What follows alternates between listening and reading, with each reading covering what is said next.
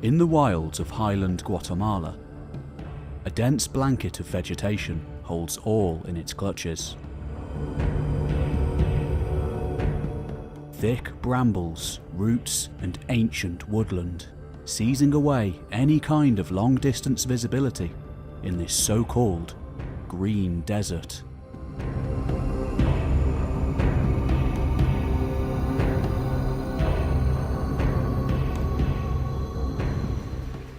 The going is tough, even by the notoriously treacherous standards of the New World. As a large team of Spanish conquistadors and their native servants hack away at the wilderness. Through brambles and razor leaves they go, pushing on through to the deep forest beyond. In Nahuatl, the language of many of the expedition porters, the name itself means place of many trees.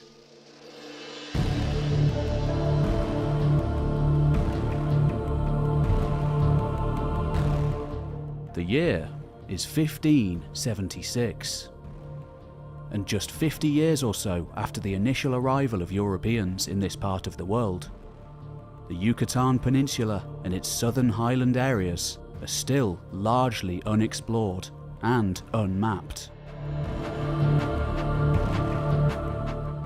This isn't just enemy territory, it's unknown to Europeans entirely.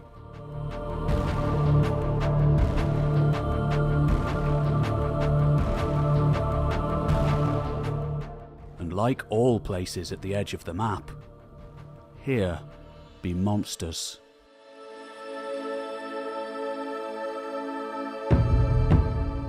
In that year, Diego Garcia de Palacio, a determined soldier and magistrate in the governing council of the colonial state of Guatemala, has decided to make yet another foray into the unknown. Conquest and glory very much on his mind.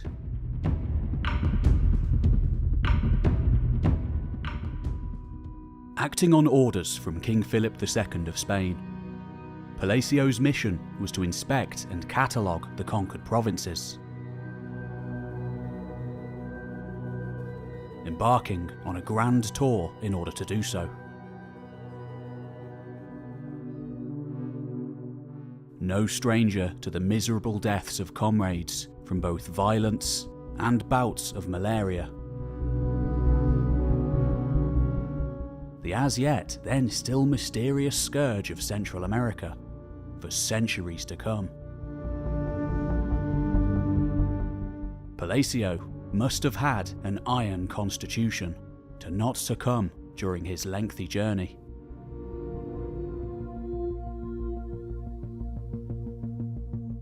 Besides his role as conqueror, he was an educated man. Born in around 1530 in Asturias, northern Spain, his interests included science and, above all else, sailing and navigation. His personal ambitions ranged far and wide. But above all else, he held a grand vision for expansion of the already mighty Spanish Empire. For Palacio, Honduras was to be the key. Uniquely placed between the colossal Atlantic Armada and the ever-growing Pacific Fleet. If he could achieve a means of crossing the isthmus of land there, then the sought-after governorship of the Philippines would surely be his. And with it, as many ships as he could muster for the exploration and conquest of yet more lands.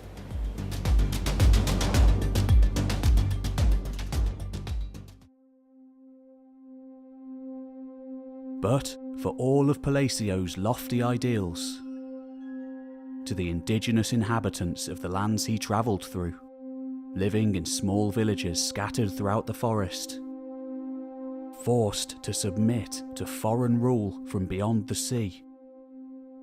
The Spaniard and his men were simply the latest in a long line of brutal warriors to trespass in the land of trees.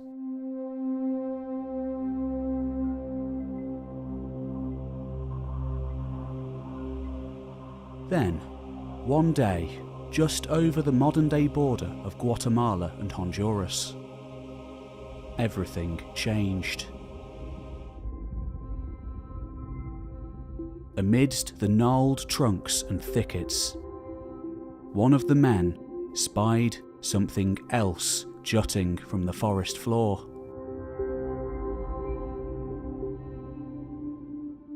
Within minutes, they were all seeing it. Stone structures, unmistakably carved by human hands.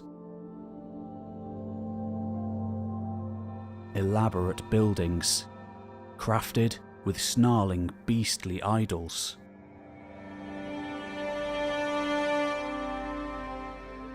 Confident, mocking in their gaze.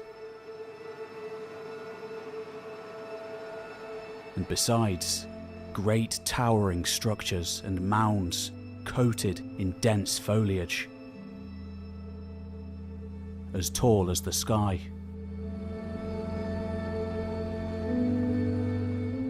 The men could only stare on in awe at what they were seeing, perhaps feeling they'd caught a glimpse of something they shouldn't. Hieronymus Bosch painting in the flesh.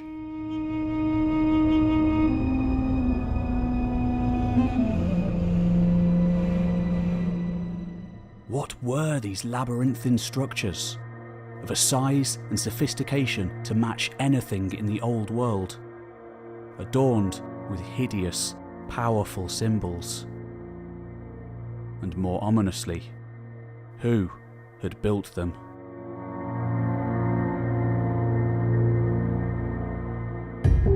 Though Palaiseo was surely familiar with the reports from earlier on in the century of the towns and cities destroyed by the initial conquests, his predecessors often building their own settlements directly on top of those that came before, like the Yucatec colonial capital of Merida and the Mexican capital far to the north. New cathedrals etched from the stone of pagan temples and pyramids. Surely they had paled in comparison to this place.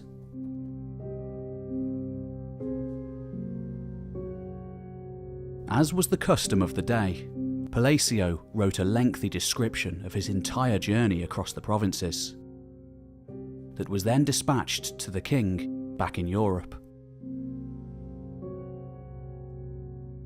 And at the end of that account, dated 8th of March 1576, he wrote an 850-word description of those mighty ruins in the forest. Here was formerly the seat of a great power, and a great population, civilized and considerably advanced in the arts, as is shown in various figures and buildings.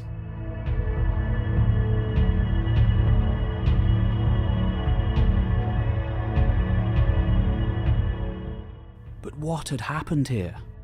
And how had the place fallen into such ruin?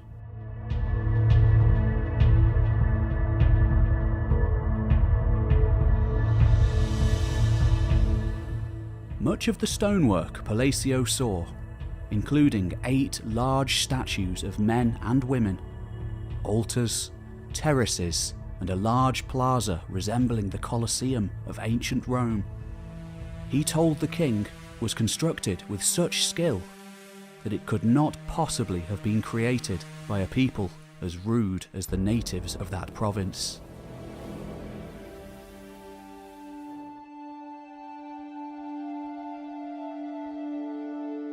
And yet, though they had little knowledge of the site's history, at least that they were willing to share. He does mention certain legends from the time of the conquistadors' initial arrival, a generation or two earlier. Stories of a great Yucatec king who in ancient times had come down to the region from the north to build a mighty city, only to return from whence he came after a number of years, leaving forlorn ruins in his wake.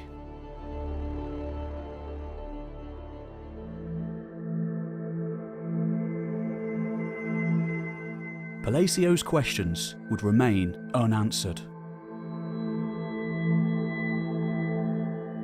He would never reach his grandiose goals either, eventually ending up on the coast of Mexico, an undistinguished sea captain, hunting and failing to catch English marauders like Sir Francis Drake.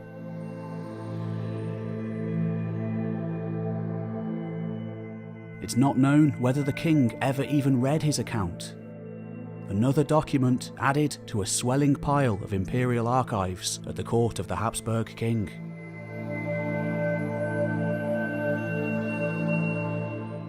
Just like the mighty city itself, forgotten for centuries. It's only today, with the benefit of hundreds of years of accumulated knowledge, that we can speak with any authority about those ruins.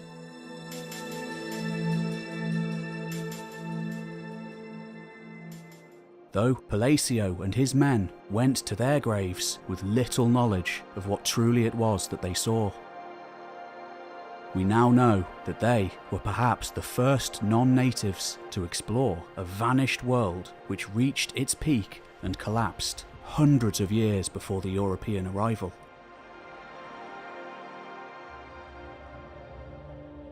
For they were walking within the walls of the great city of Copan, one of the powerhouses of classic Maya civilization. A far-reaching culture that had once dominated the region from sea to sea. For Guatemala hadn't always been a land of forest. Some 800 years before Palacio's day, almost the entire peninsula had been stripped of trees.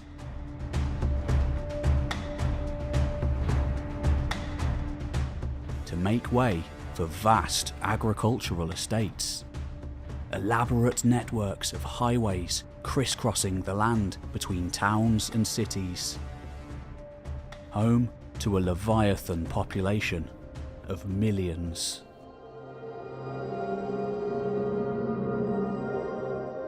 During the early Middle Ages, as Anglo-Saxon kings engaged in spars of hundreds of warriors, very few towns to speak of existed in Britain.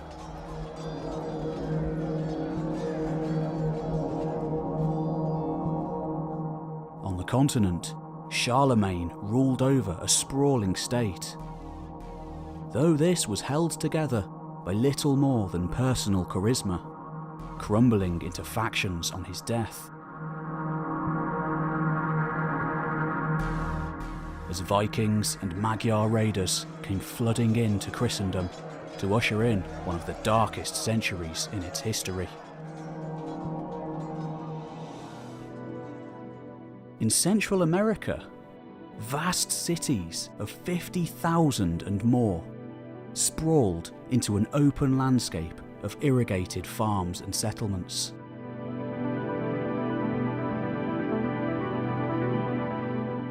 Masters of writing, advanced mathematics, astronomy, elaborate calendrical systems, immense public works. One of the most extraordinary civilizations the world has ever seen. All achieved by human hands alone. No domesticatable pack animals existing in this part of the world. And just prior to the collapse of the classic Maya world in the late 8th century AD, the total population outside the cities, hinted at in recent years by LiDAR ground surveying technology, may well have stood in the tens of millions. Indeed, Palacio had been correct in a way. The Maya of his day in the 1570s were very different from their mighty ancestors. But given the Holocaust they'd suffered in the meantime, losing as much as 90% of their numbers to zoonotic European disease alone, spread from the pack animals brought over by the first settlers, today, this comes as no surprise.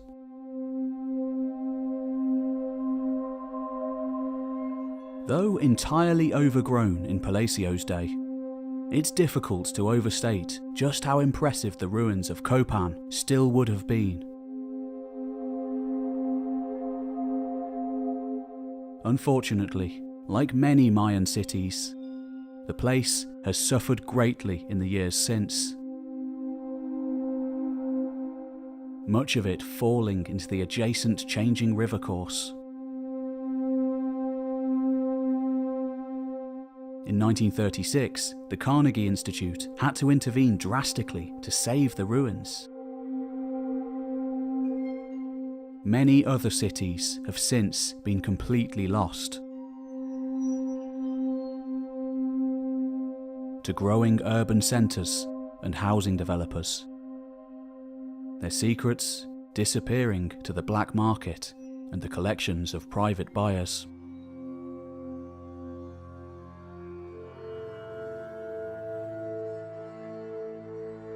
For the world at large, besides a few local people who maintained the secrets of their ancestors away from prying eyes, it would be another 300 years from Palacio's time before their existence would finally be definitively revealed.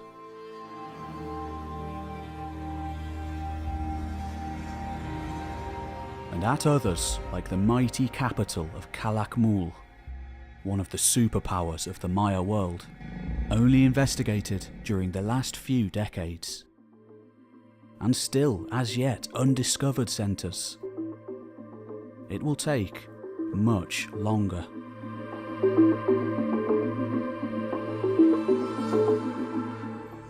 Today, some 40 or so massive classic sites have been located and studied. All unique in their own way. Piece by piece, adding their tales to the tapestry of Maya civilization.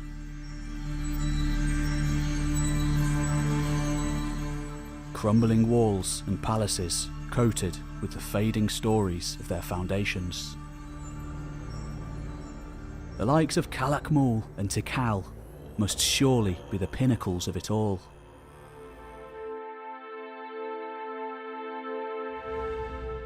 Mega sites, pored over by historians, archaeologists, mythologists, and art historians alike.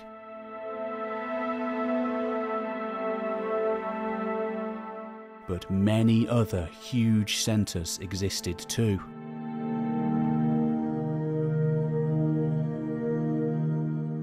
The likes of Karakol, Koba, Palenque, Piedras Negras, Yaxchilan, and of course, Copan.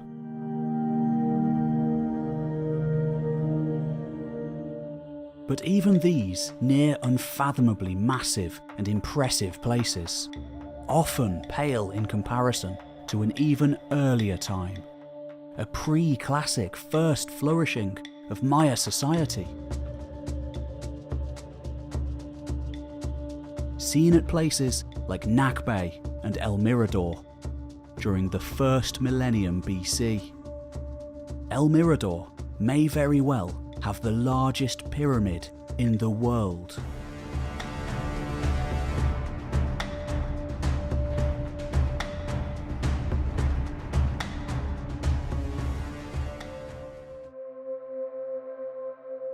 But these sites would have to wait until well into the 20th century to be rediscovered by the wider world.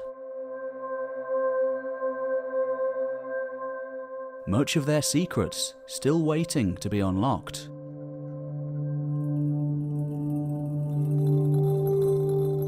Despite conspiracy theorist claims to the contrary, there never was a real Mayan apocalypse.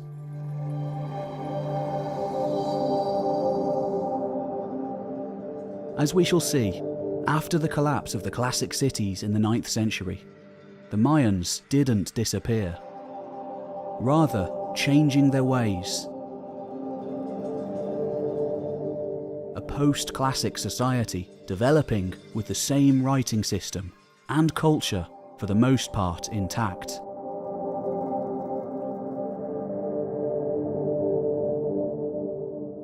Even cities would again arise in the north of the Yucatan.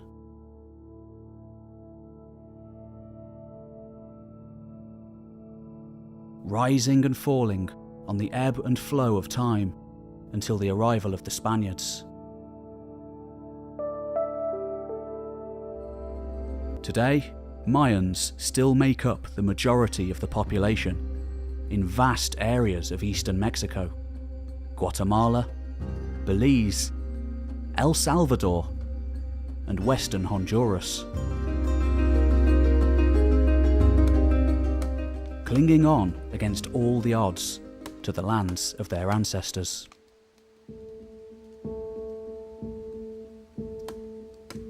Several million of them still speak one of the 28 Mayan languages as their primary tongue. And they've maintained many of the traditions, oral and written histories, rituals and dances of the ancestors. For the most part though, after a struggle for survival lasting some 500 years, only recently have they been invited to work alongside archaeologists in the research of their people. This is a story that is still very much being told. Besides the initial conquistadors of the 16th century, it's a tale that features a colourful cast of explorers and fascinated scholars, obsessed by that lost world of long ago. From 18th century barons to 19th century travel writers and early archaeologists, to the kings and queens themselves who ruled over the great cities of the forest.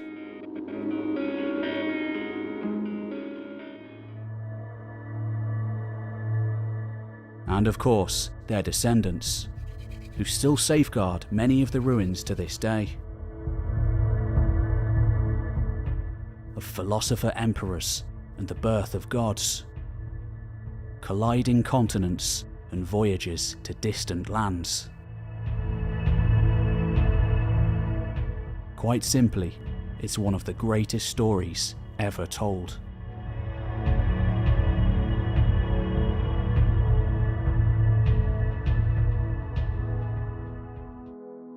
Hello, and welcome to History Time. As always, I'm your host, Pete Kelly. I've been obsessed with the pre-Columbian Americas since childhood. It's no secret that in the early 2000s, Michael Wood's Conquistadors is one of the reasons I pursued the study of history in the first place, eventually writing an undergraduate dissertation on the ritualistic warfare of the Mexica Aztecs. before embarking on a parallel voyage into the early Middle Ages and ancient Eurasia. But all the while, the Americas called.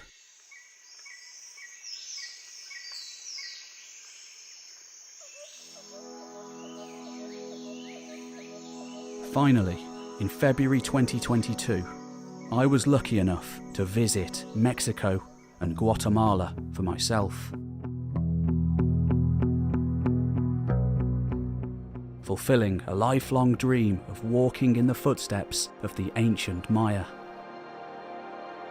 Delving into the storied metropolises of that mystical land firsthand. And after spending weeks journeying through the forest, scrutinising ruins and museums, I can tell that it will take hundreds more years to fully excavate the region.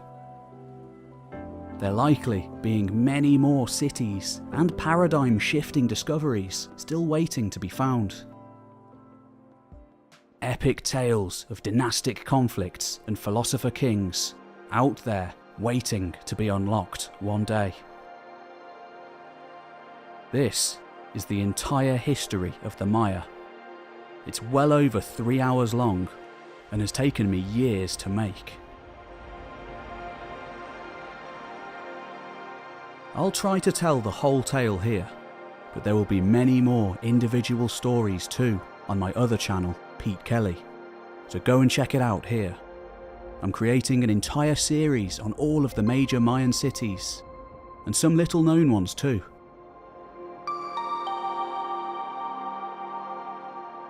It's a series I hope to continue to add to for many decades to come. I'd also like to thank Dr. David Miano from the World of Antiquity channel for creating the initial script for this video. It's more than doubled in length since, with my own meanderings, so think of it as a fusion between the two of us. Here's a word from Dr. Miano himself. Thank you, Pete. David Miano here from the World of Antiquity channel. If you want to hear more about the Maya, come on over to watch our entire series, The Antiquities Travel Guide, Series 2, on the Yucatan. We explore some really fascinating sites. And if you like ancient history in general, there's plenty to watch on a whole host of topics. Back to you, Pete. I really do recommend watching his content. And of course, my travel videos too. Now, before we get stuck into the entire history of the Mayans, the most ambitious project I've ever attempted, here's a quick word from our sponsor.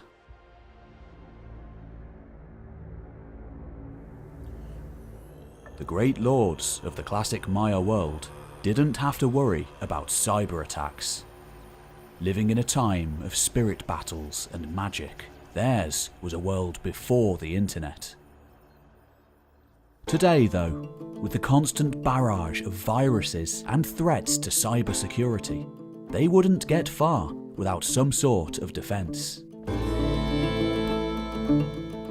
NordVPN would be perfect for any Maya aristocrat seeking to maintain their fortune. Or just a regular 21st century human.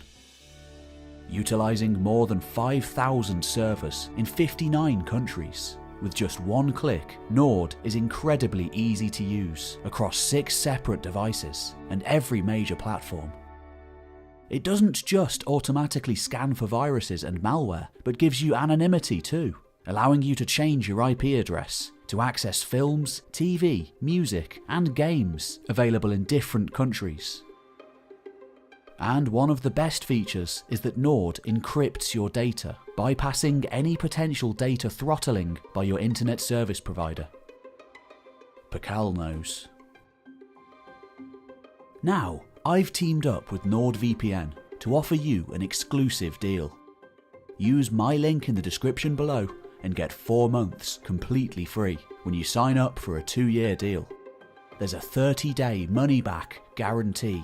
Head on over to nordvpn.com/historytime and use the offer code HISTORYTIME to get your free months. Now, back to the Americas.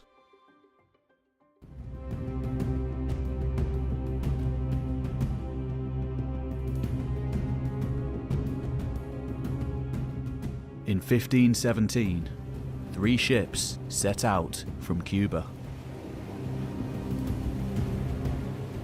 Under the command of a rich Andalusian hidalgo by the name of Francisco de Córdoba. The expedition was an ambitious attempt at fortune-seeking. Sailing toward the setting sun in search of new lands and riches for the taking. A smash-and-grab raid carried out by professional soldiers and adventurers in search of gold, silver, and slaves. For by this time, some 2 decades after the initial Spanish arrival on Cuba and Hispaniola, and with both islands thoroughly pacified through an orgy of bloodshed, providing an easy base from which to go elsewhere, restless men began looking further afield.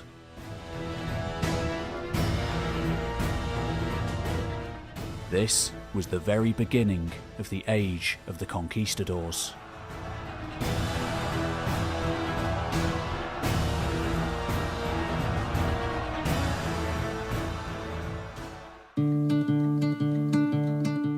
But, unlike the more famous later campaigns of Hernán Cortés and Francisco Pizarro, this earliest of expeditions to the mainland of the New World was far from a success.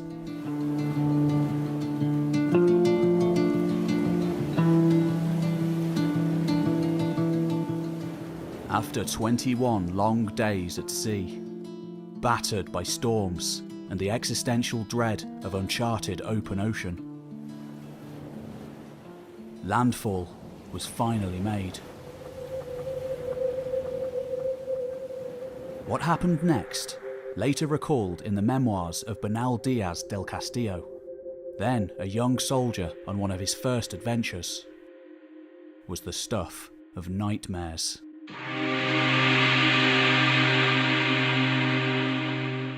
Floating in to a wide open bay, the landing parties were greeted by pristine woodland, running tracks past pearl-white sands, and beyond, temples rising. Many other settlements were spied from the boats as they made their way along the shoreline. Beyond the tree line, the white stuccoed walls of pyramids and temples towered over the beach.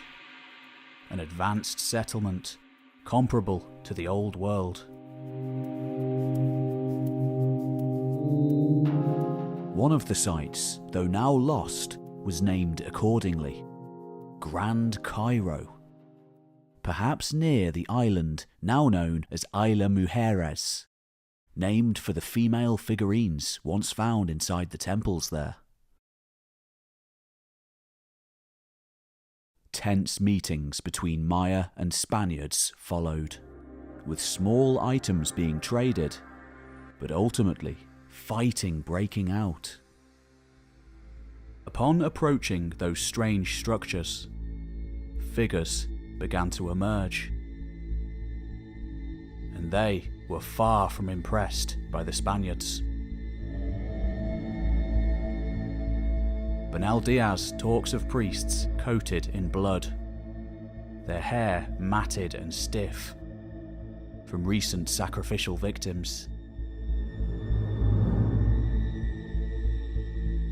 They surrounded their unwanted guests, fumigating them with incense and gesturing for them to leave. Córdoba and his men soon got the message, heading back to the boats, but not before seizing a number of artifacts, and most importantly for them, gold.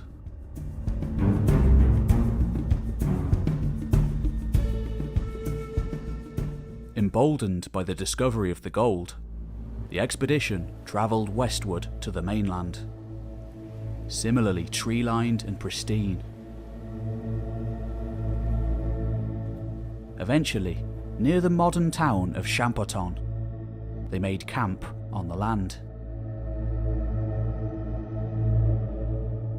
as was the wont of their commander, they said mass, making themselves at home. Perhaps some of the centuries saw it first. Perhaps they missed it. Little could have been done either way. For with little warning, the trees began to move.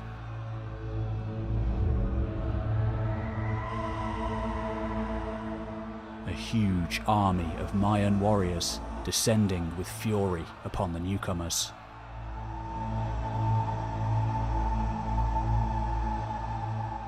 In the ensuing carnage, 57 Spaniards lost their lives. Almost every other member of the expedition suffering arrow wounds, spear blows, or both. As the terrified survivors limped back to their boats, leaving wounded and dying comrades on the shore, Bernal Diaz could see the victorious Mayans dancing in the clothes of the dead. After days of agony, riddled with as many as 12 wounds, Cordoba himself died during the voyage back to Cuba. And yet, far from discouraging further attempts, it was the small pieces of gold that were the talk of the town.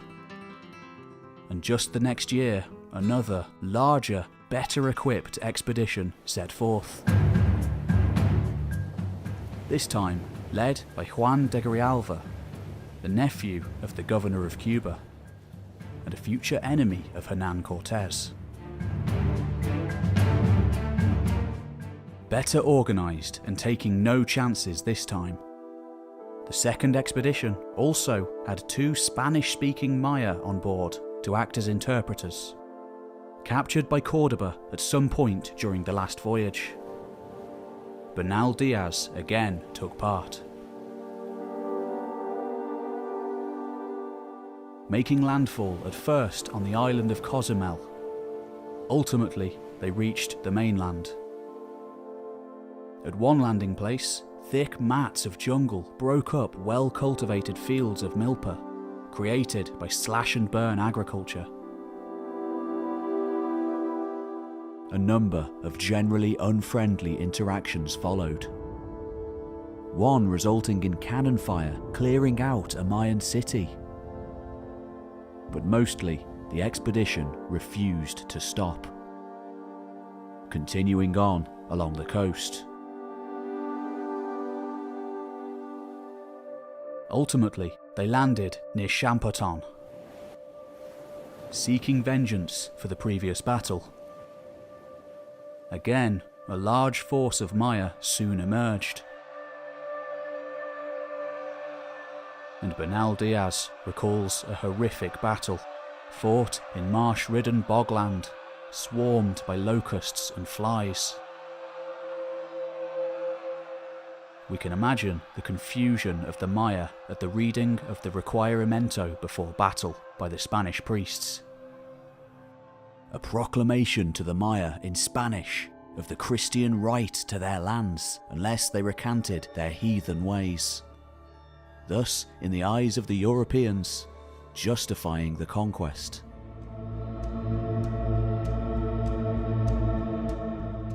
Their own holy men perhaps making their own magic against the foreigners.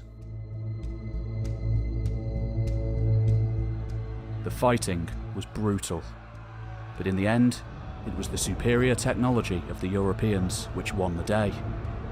Specifically, a number of small artillery pieces which awed the Maya into submission.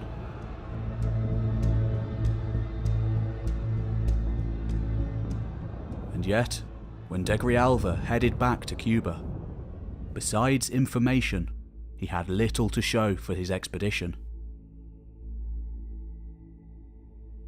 Eventually, it would turn out that there was in fact almost no gold at all in the peninsula, let alone metals, or even rivers. the undulating flatness of prehistoric coral sea floor that can still be seen there in the rocks today, being utterly alien to the Europeans. The gold found by the first expedition must have been traded from elsewhere. And soon enough, rumours of that land began to circulate. A mighty empire to the north. The land of the Aztecs.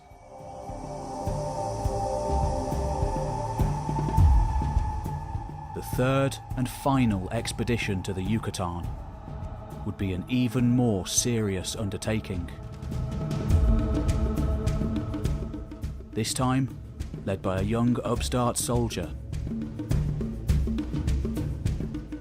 by the name of Hernan Cortés.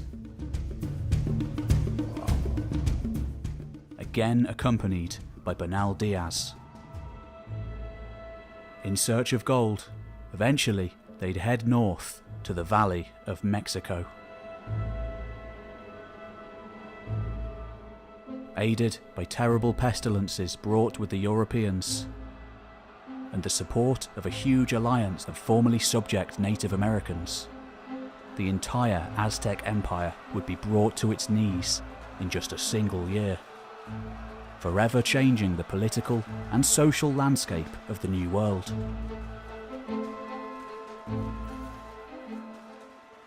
Yet, even so, by the time Spaniards returned to the Yucatan in 1526, this time under Francisco Montejo, sailing under permission from King Charles V, progress would yet again be slow, and any semblance of conquest wouldn't be achieved for decades to come. Real subjugation would take centuries, if completed at all. Characterized by a complicated series of back and forth conflicts.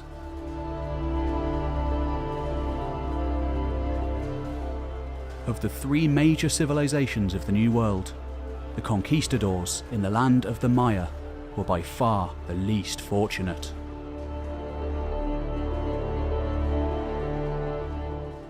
And thus the least well known today. Often operating as independent warlords, sometimes vying with each other as much as the natives. Francisco de Montejo and his bastard son El Mozo are the most famous, still being remembered in their former colonial capital of Merida. But others too, like Alvarado the Cruel, made tracks down the mainland from the highlands of Mexico to Guatemala, murdering and rampaging as they went, fielding Nahuatl-speaking allies, often press-ganged into service.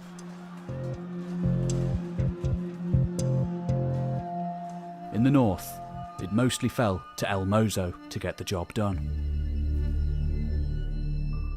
often doing so in horrifically brutal fashion, notably unleashing his lieutenant, Gaspar Pacheco, to torture, mutilate, and destroy his way through the countryside, burning alive or feeding to his war dogs anyone unfortunate enough to fall into his hands. We're told that beautiful young women were specifically targeted as a reminder to the Spaniards to not breed with the Maya.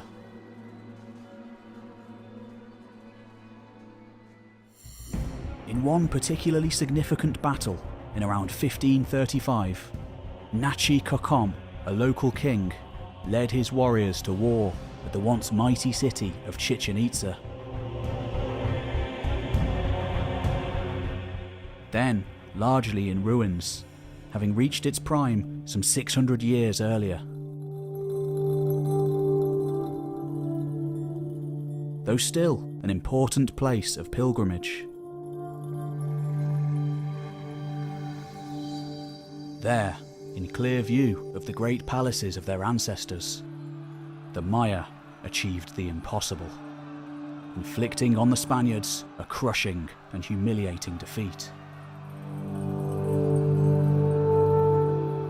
In the months following, after a series of hasty retreats and evacuations, we're told that the only Spaniards left on the peninsula at all were 4 Franciscan friars.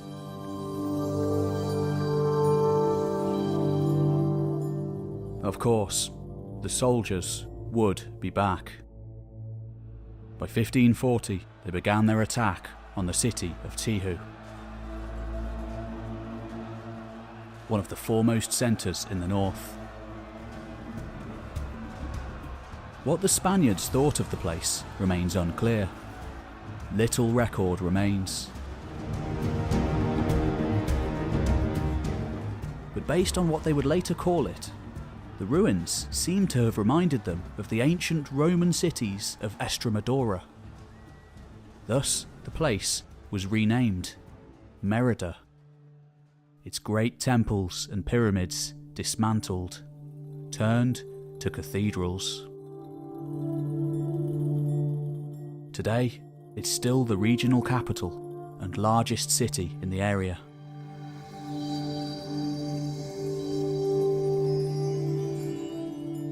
Finally, in 1546, when Tutul-Ju, most powerful chief in the province of Mani in the north of the Yucatan, converted to Christianity, the princes of the west soon followed suit. All that remained then was the east, which took much longer, and remained more rebellious forevermore.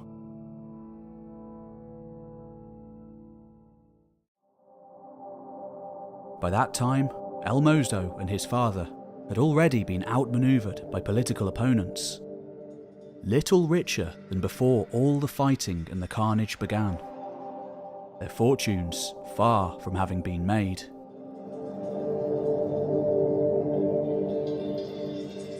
They might have wondered what it had all been for.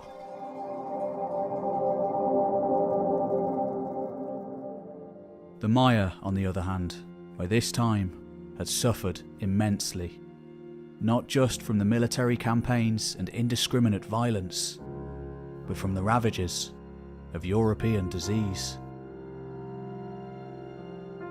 Devastating pestilences like smallpox, cholera, typhus, and typhoid, for which they had no natural immunity, such as the Spaniards had, developed over 10,000 years of living alongside the animals from which these diseases had initially sprung,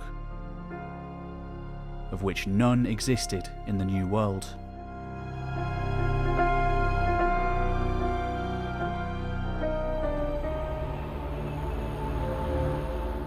The fact that the Maya could even put up a fight at all remains incredible. What would have happened had the Spaniards arrived at the time of their mighty ancestors?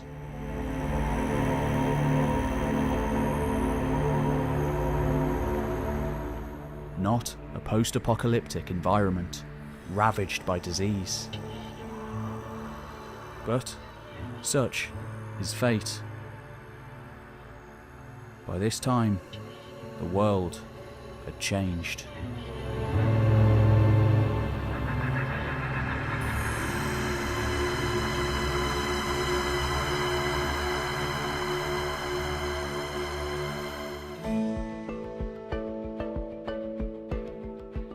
When John Lloyd Stevens hacked his way through the Guatemalan forests in 1839, on a diplomatic mission from the US president, he was interested in far more than just politics.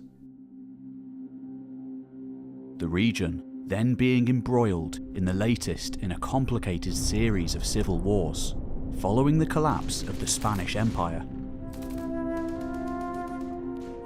He was stepping into an incredibly dangerous situation.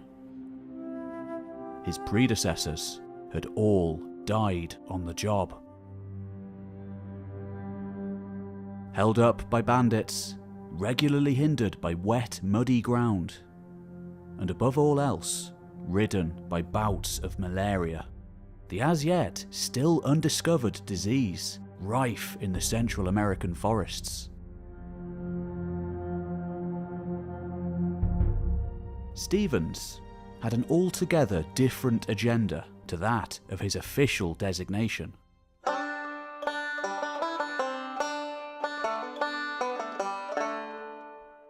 An all-consuming passion that kept him going through hardship and toil.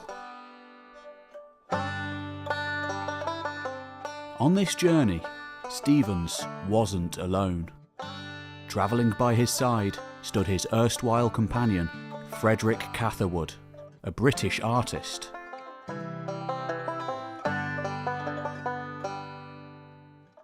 Over the previous decade, both had travelled to the great sites of the classical Mediterranean.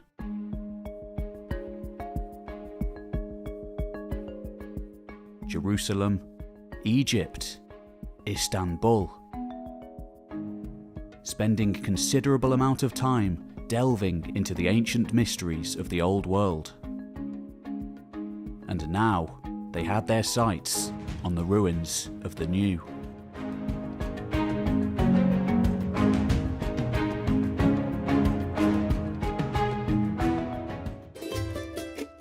Initially training as an architect, Catherwood had drawn immensely detailed dioramas of Jerusalem and Constantinople during his time in the East, developing great skills at accurately depicting complicated scenes.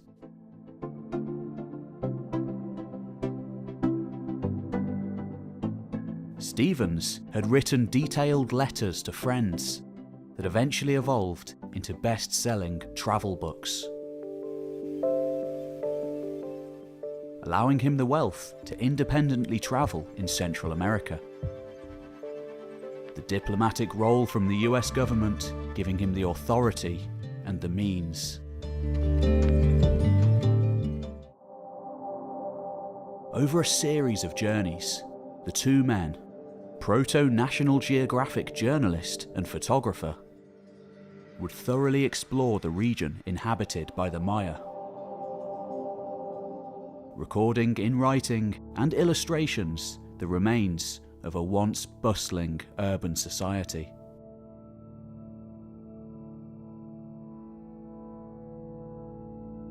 In total, they would visit more than 44 sites, even uncovering many that had never before been seen by Western eyes. Their journeys were recorded in 2 books, Incidents of Travel in Central America, Chiapas and Yucatan, and Incidents of Travel in Yucatan, the latter in 2 volumes. Though photography hadn't yet been invented, Catherwood's background as an architect allowed him to create much more accurate representations than most, also utilising a cutting-edge invention, the daguerreotype, in their later journeys.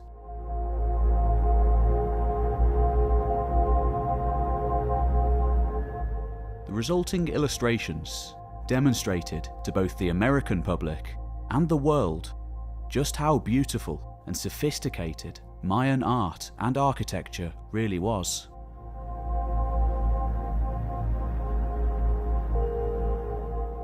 To say that the two men were amazed when they arrived at the city of Copan in 1839, laying eyes on a Mayan city for the very first time, would be a complete understatement. Even in its overgrown and dilapidated state, this was very different from the sights of the old world, surpassing their wildest expectations.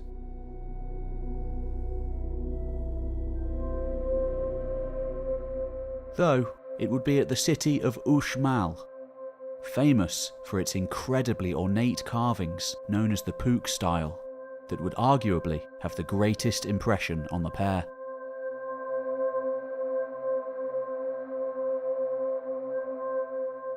For it was here, in the shadow of gods and monsters, that their unorthodox ideas would be set in stone.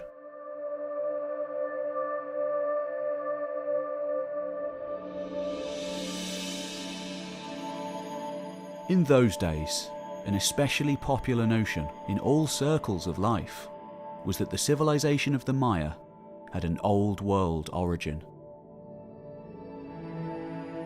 Speculation of its roots ranging from Egyptian, Hebrew, Norse, Roman, Chinese, and even Atlantean.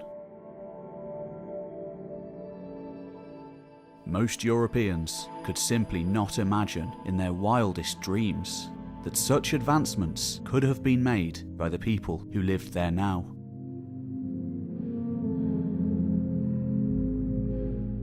Even after the very first visits to the mainland between 1517 and 19, when assessing the idols and artifacts seized from the coast, the best minds in Cuba and Hispaniola alike could not fathom a Native American origin, assuming them to have been carried to the New World by Jewish colonists in the 1st century AD, after the destruction of the Temple of Jerusalem by the Romans.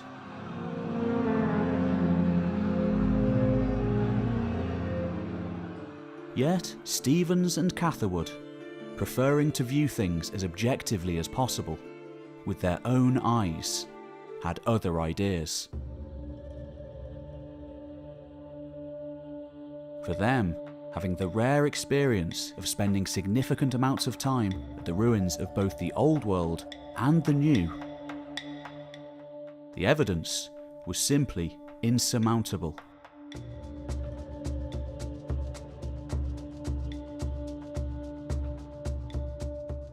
Those mighty forest-born edifices were not the result of people crossing over the immense gulf from the Old World, a feat which had only just been achieved by Europeans,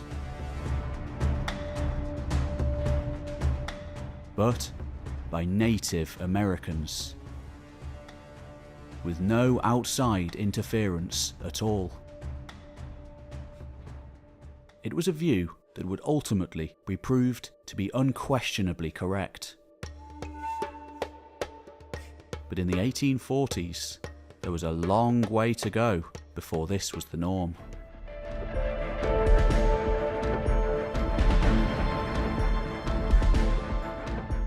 It may have been a scanty report written by an Irish adventurer by the name of Juan Galindo that encouraged Stevens and Catherwood to head to Copan in the first place. But they also had another major destination in mind.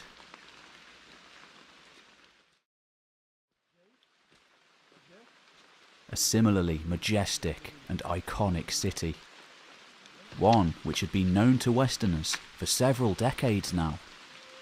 Situated on the other edge of the impenetrable forest at the heart of the classic Maya world. Its original name is lost, but we know the place as Palenque.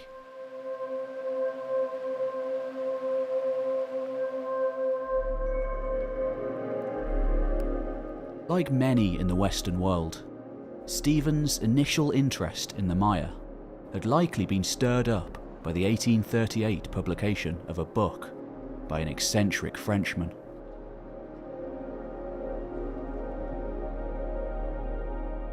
Jean-Frédéric de Waldec's book, the first modern publication on the ruins, was very much of the opinion that Maya civilization had been kick-started by the arrival in the New World of the 10 lost tribes of Israel. Full of inaccurate illustrations and outlandish theories, it was a bestseller.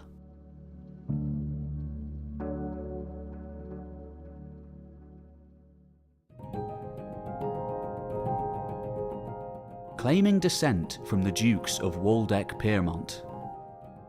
If Waldeck is to be taken at face value, he'd been a royalist and a revolutionary in his youth, befriending the likes of Marie Antoinette and Robespierre alike. before participating in the Napoleonic Wars. Ultimately heading to the New World as a soldier of fortune, artist and explorer. Once claiming to have travelled by river all the way from Peru to Mexico. A claim that today is quite easy to refute.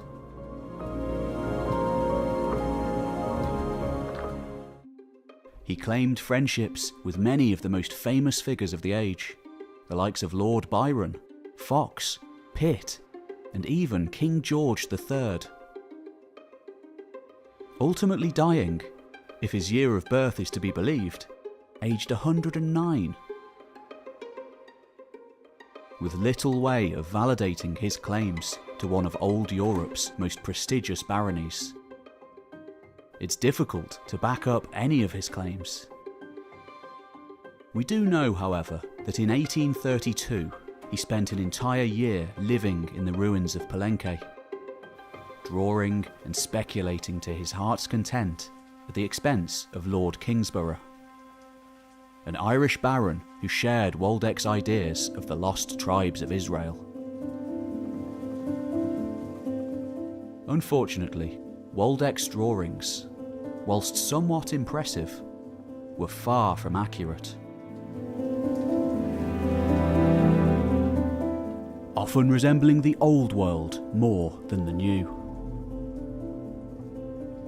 Perhaps a little like the early drawers and describers of the Aztec capital of Tenochtitlan, who likened the place to Moorish architecture for lack of an outside frame of reference to go on. Very much looking for evidence of the old world in the new. Waldeck even entirely made up elements of his drawings, either consciously or unconsciously adding phantom elephants into the glyphs. After all, another common idea at the time was of an Asian origin for the Maya.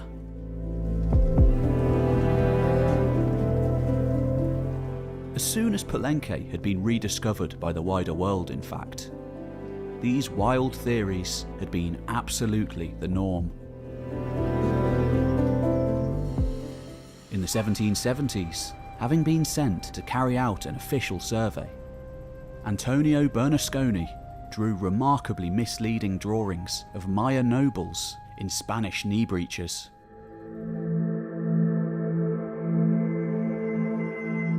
And at the end of the 18th century, Antonio del Rio, working on orders from the King of Spain to investigate the ruins of Central America, decided them to be Greco-Roman in origin.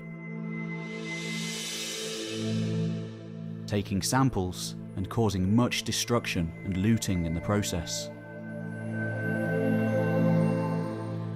Even in 1839, at the same time that Stevens and Catherwood began their journey, a parallel expedition to Palenque took place.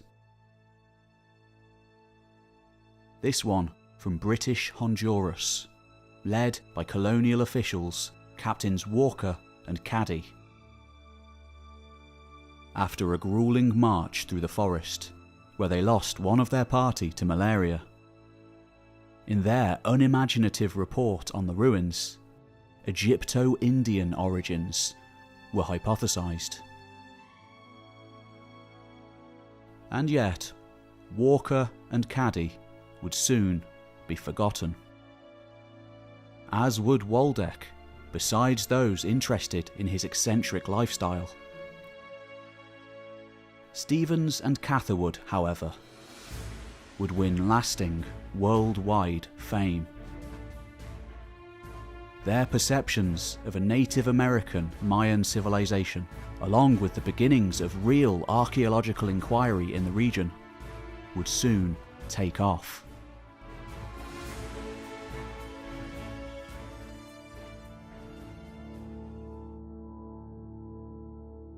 Though there is an argument that Stevens was ultimately swayed more by his desire to allow the new world to stand on its own feet and not be completely defined by the old, rather than a genuine respect and understanding of the Maya. The result was still undeniably powerful. allowing other free thinkers to further develop the real history of the region. Today, with pseudo-archaeological ideas still in full force, it's difficult to overstate the impact of Stephens and Catherwood.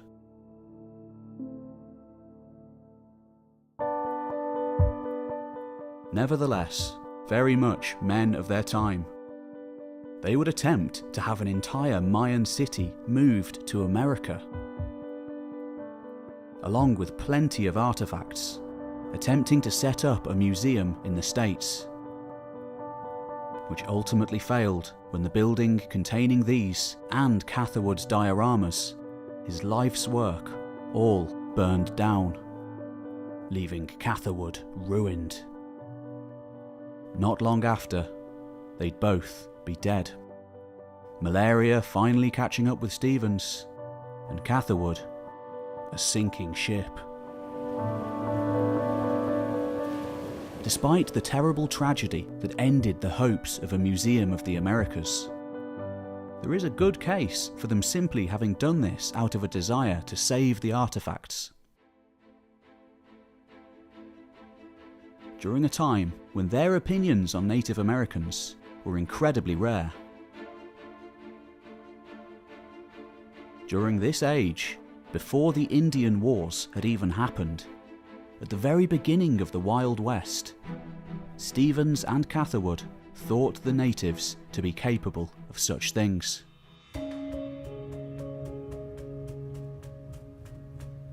And yet, by the time of their deaths, besides architecture, still next to nothing was really known of these places.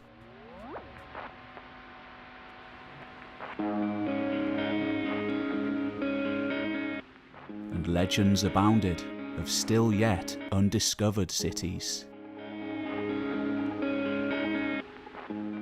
Tikal, Yaxchilan, and so many more. Soon, they too would be uncovered. The story was just beginning.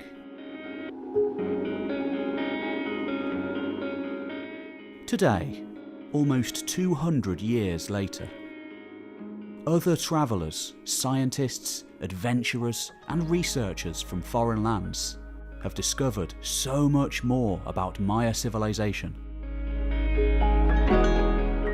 to the point where most outsiders now know and appreciate its importance. The Maya were a people of great achievements in the fields of mathematics, astronomy, calendrics, architecture, sculpture, painting, writing, and political organisation.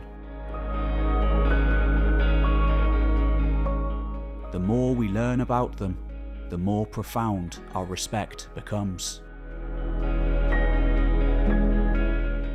Great discoveries like the city of Calakmul have only recently been made, and even more still await discovery.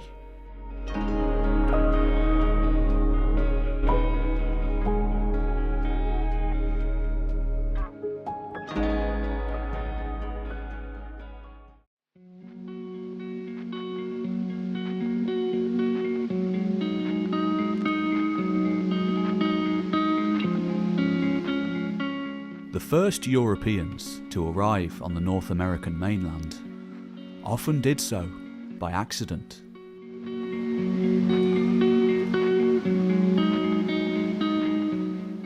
In 1511, atop the towered decks of a swift-faring caravel, state-of-the-art technology for the time, Captain Juan Hernandez Valdivia was making his way from the recently conquered coastline of Panama to Hispaniola.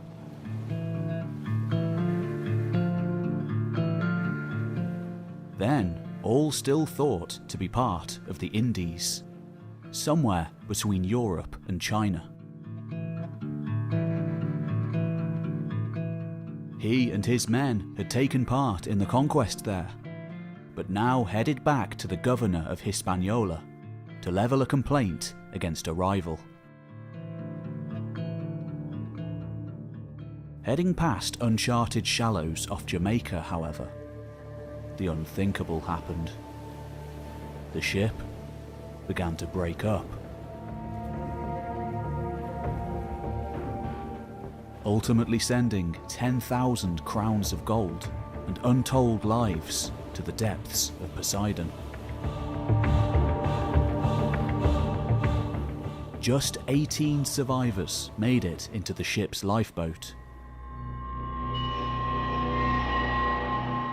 With no sails and not enough oars to go around, the 16 men and 2 women were helpless, slowly drifting from Jamaica toward the open sea.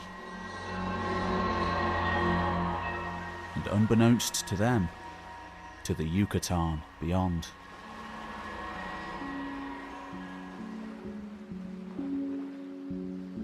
With no food or water, 7 more died on the accursed drifting, before finally they were unceremoniously deposited on the island of Cozumel.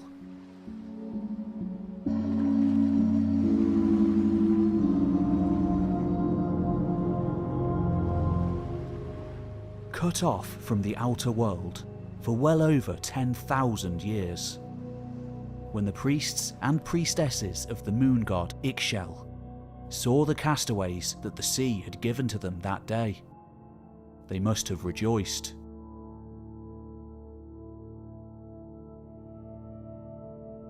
Cozumel was a place of pilgrimage for travellers from all over the region and beyond, coming from as far away as Nicaragua and western Mexico, to seek the blessings of the resident patron of medicine. Thus, the custodian of the shrine, far from assuming the malnourished Europeans to be gods, took the miserable-looking guests on face value, as bounty of the sea, gifts from the spirit world.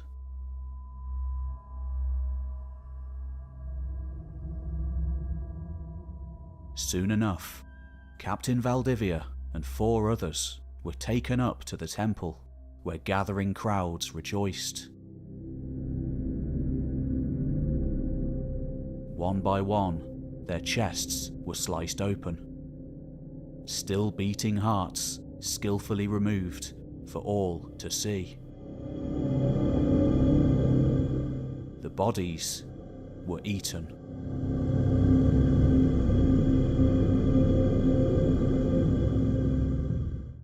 As brutal and barbaric as this may seem to us, sacrifice was a deeply ingrained part of Maya society. A way of continuing prosperity, ensuring the survival of the universe itself and all humanity. Self-sacrifice by rulers was the most common practice. Elaborate rituals where aristocrats would let their own blood for their people. Living in a different metaphysical reality than us, this was a completely normal and necessary part of life, as it was at some point in almost all societies on Earth. The 7 survivors were kept in a cage, their fate to be fattened up for a later festival. One particularly difficult prisoner had his head split open with an axe. He lived, if it can be called that, enduring for 3 more years as a dim-witted clown at the court of a local chief.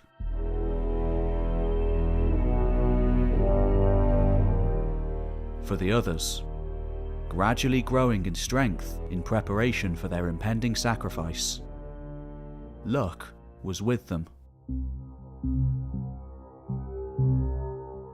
Eventually managing to escape, they ultimately came into the possession of a more merciful ruler on the mainland, by the name of a Quincus.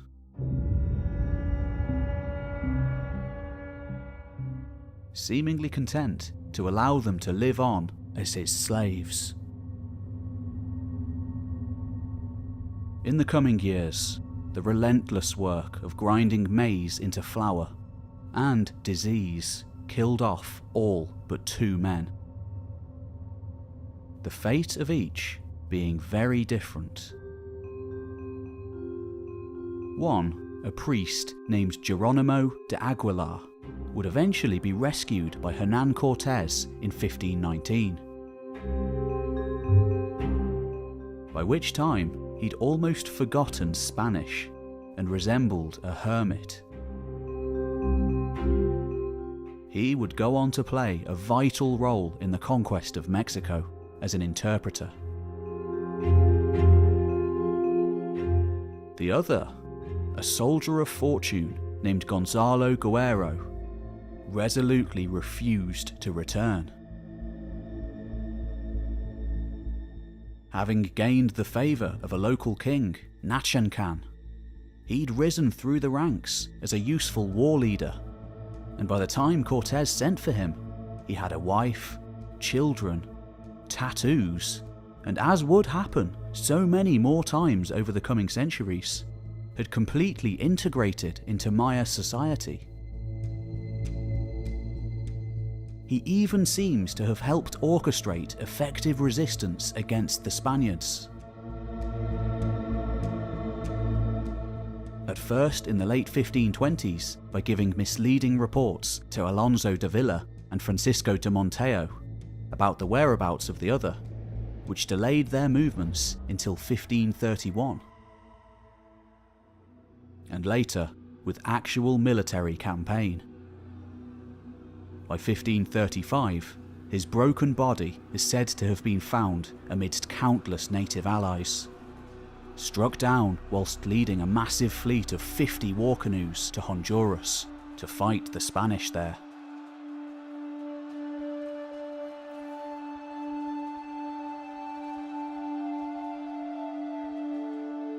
By the middle of the 16th century, a mere single generation had passed from that time. And old traditions die hard.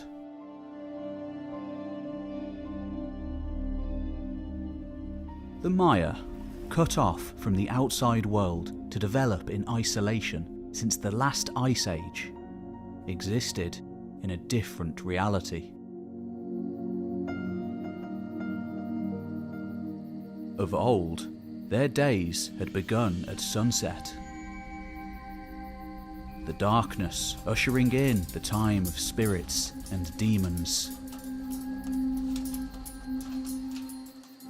Theirs was a society in awe at the wild world around them, in tune with it. And sometimes that world, beautiful, yet far from peaceful and easygoing, demanded sacrifice.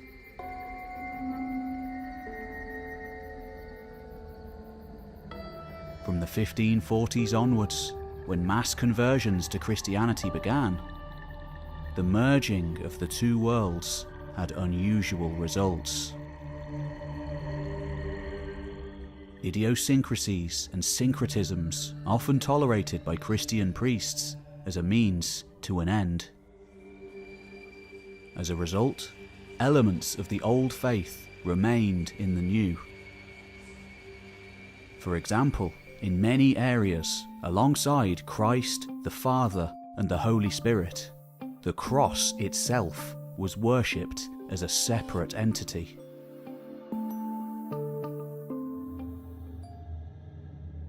As early as the first half of the 16th century, a certain priest named Chilim Anbal was burned alive.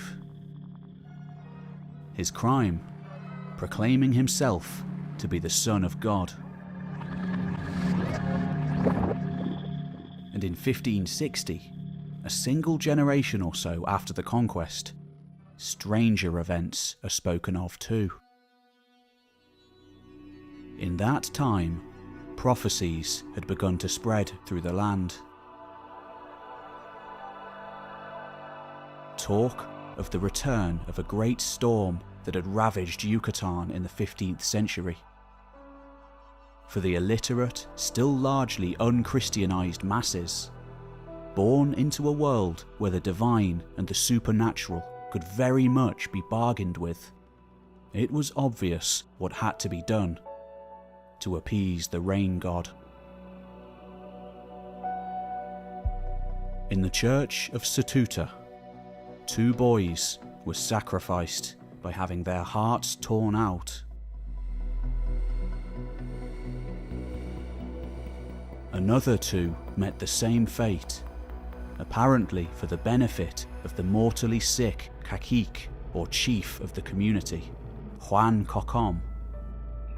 Those responsible saying the following words: Lord powerful God, these hearts we offer you, and we sacrifice to you these boys in order that you may give life to our governor.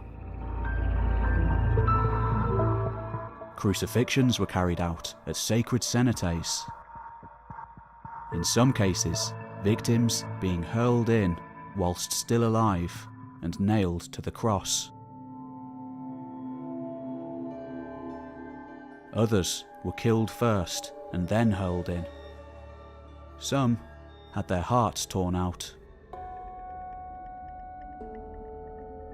Juan Cocom's brother Lorenzo was one notable leader of this partial return to the old gods. Personally sacrificing 3 boys by throwing them alive into the well of sacrifice at Chichen Itza. Again, we are told of references to Christianity. You see the figure of Jesus Christ, and we offer to our gods the hearts of these we have sacrificed. Let these girls die crucified, as did Jesus Christ. It's not difficult to see how the teachings of Christianity became entwined with the religion of the Maya. The idea of the blood sacrifice at the core of the faith is the very reason why Christianity took off at all in the New World. And for many Christians, whose teachings emphasized above all else the merits of a good death, martyrdom, or dying for something, was revered as the ultimate way to go. Arguably, Christianity would not exist without martyrdom, it having won the faith its power and support during the early centuries. And emulating Christ was widely thought to have guaranteed a place in paradise. Thus, if suffering like Jesus and dying for God was an achievement, then why not sacrifice? Especially if it could satiate the older gods too. Not wishing to offend any of the deities, there even seems to have been a preference for holding sacrifices during the Christian Holy Week. Though the citizens of Satuta and the surrounding areas no doubt believed what they were doing was for the good of their people, Spain's retribution would be swift. The perceived slide back into paganism ultimately ending in one of the greatest tragedies of the entire conquest. Enter Diego de Landa.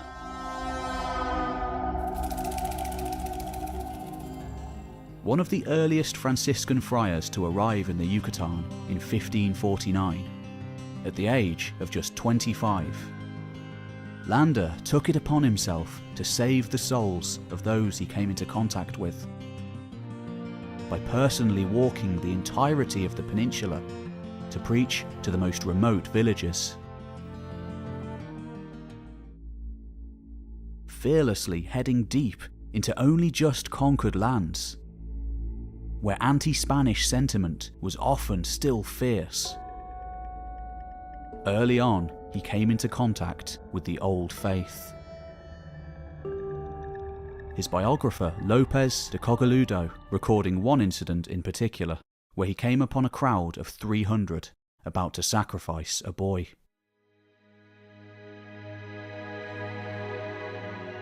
Enraged, De Landa embarked on what he saw as the only solution: destroying idols and preaching.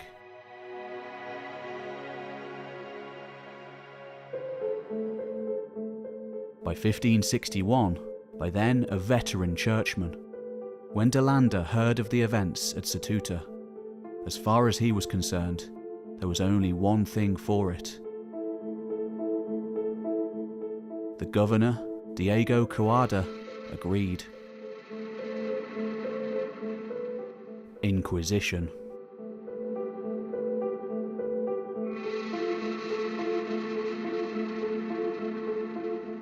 Just like had happened and would continue to happen in the religious wars burning across Europe, Diego de Landa was granted special powers to prosecute and question heretics outside of the law.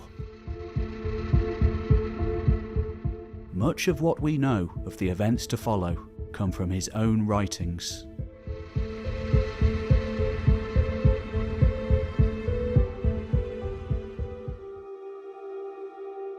Upon hearing of the approach of the Spaniards, Lorenzo Cacom committed suicide. Thousands of others wouldn't be so lucky.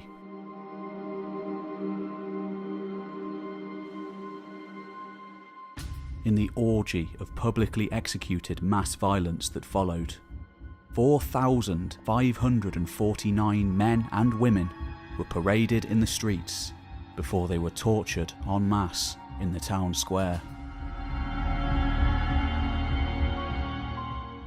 A total of 6,330 were fined, all meticulously recorded for posterity. Some suffered as many as 200 lashes, several dying from their wounds. Others were hung upside down, naked, with heavy stones tied to their feet. Still more suffered the excruciating agony of being tied to the burrow or wooden frame. All the while, priests and inquisitors hovered around the hellish scene, dripping scalding hot wax onto the naked bodies of their captives, as they ever presented parchment and ink for anyone willing to confess.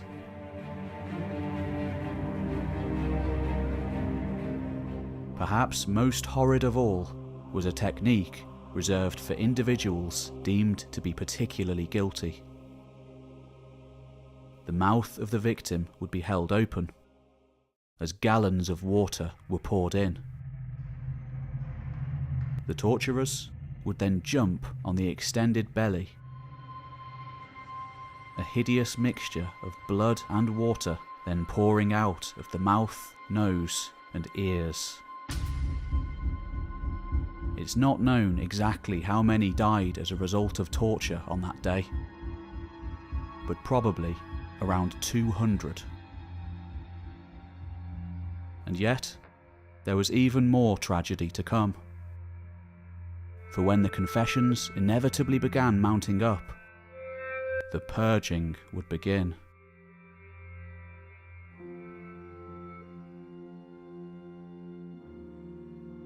After enduring the worst of De Landa's tortures, one of the high-ranking men of the town, Juan Cocom, eventually admitted to having 3 idols in his possession. This wasn't nearly enough for the inquisitors, and eventually, after yet more excruciating agony, he admitted to 20 more. Only after Juan admitted to having 29 idols in his possession was he allowed respite from the pain. What these idols were exactly remains unclear. but in Delander's own writings, he describes the total haul similarly extracted from the leading figures of the town. Hidden since the Spanish conquest. 13 great carved altar stones, 22 smaller stones, 197 ornate vases, and, most important of all, 27 deerskin rolls of priceless, pre-conquest hieroglyphic writing. In 1562, out on the plaza in front of the church, where once pyramids and temples had loomed, everything was destroyed. The idols smashed apart. Priceless Maya books, kept in secret since the conquest, burned. Delander wasn't without his own critics. The situation became so controversial that he was eventually ordered to Spain to account for his actions. Though ultimately they were deemed to be justified. The persecutions and purges would continue. The tragedy at Mani was just one example of similar purges going on over hundreds of years, resulting in many areas in a complete severing of Maya connections to their own past. In time, even traditional Maya dress would be banned, the ornate patterns often having meanings and hidden symbols that could no longer be tolerated.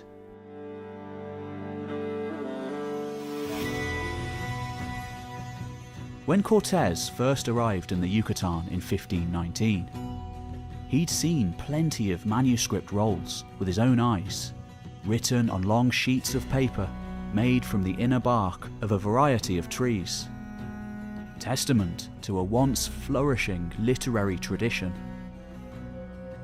But as the years went by, their very existence would be forgotten for hundreds of years. Only in the 20th century would the world at large remember that the Maya had even possessed writing at all. Today, a mere 3 or 4 Mayan codices survive.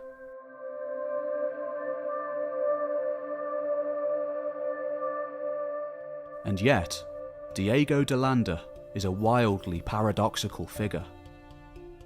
The book that he eventually wrote is by far our most complete source for the 16th century Maya. As much as he worked to destroy their pagan culture, he often talks of them with respect, doing more than anyone else to record their culture, just as he consigned it to history at the same time.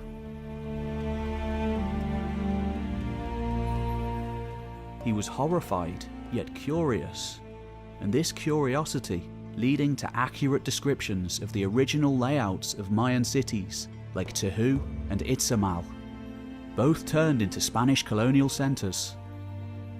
The only reason we have any information about them at all. And in the tradition of Stephens and Catherwood, he even conjectured about the Mayans of yore, how their cities had been much larger in the past.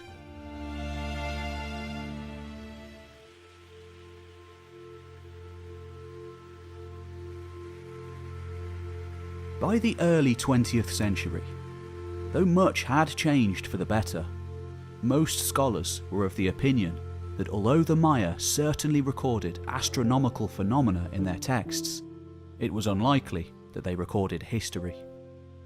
Instead, their writing being a priestly, esoteric language, never meant for general use or mass consumption in regular society.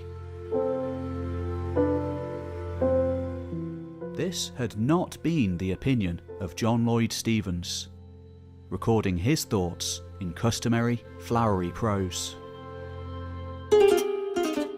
America, say historians, was peopled by savages. But savages never reared these structures. Savages never carved these stones. Standing as they do in the depths of a tropical forest, silent and solemn, strange in design, excellent in sculpture, rich in ornament, their whole history so entirely unknown, with hieroglyphics explaining all but perfectly unintelligible. No Champollion has yet brought to them the energies of his inquiring mind. Who shall read them?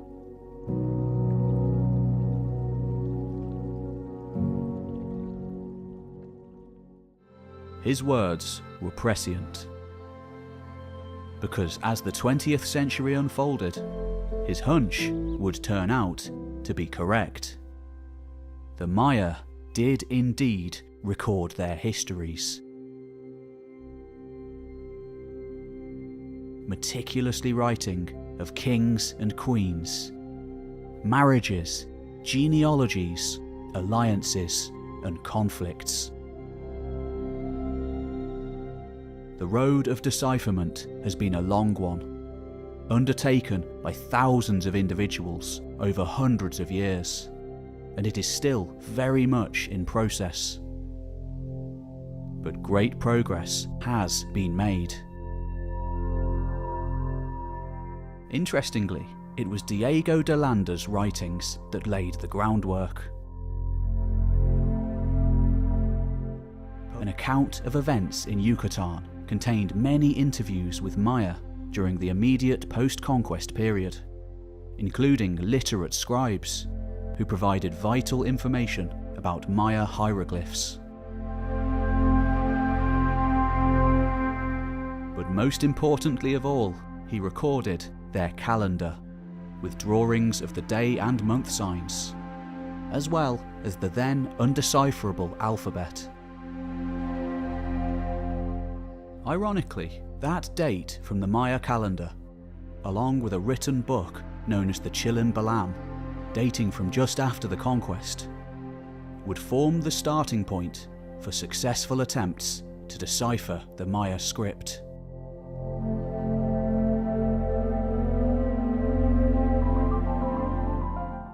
In the decades following Stevens and Catherwood's expeditions, with the help of de Landa's work and sources like the Chilim Balam, many scholars attempted and failed to translate the Maya writing system. A major issue being the assumed link to Egyptian hieroglyphics, successfully translated by Frenchman Jean-François Champollion just a few decades earlier. Only when the rulebook of the Old World was thrown out entirely did scholars begin to realise they'd been reading the scripts backwards. Finally, by the latter half of the century, developments began to be made.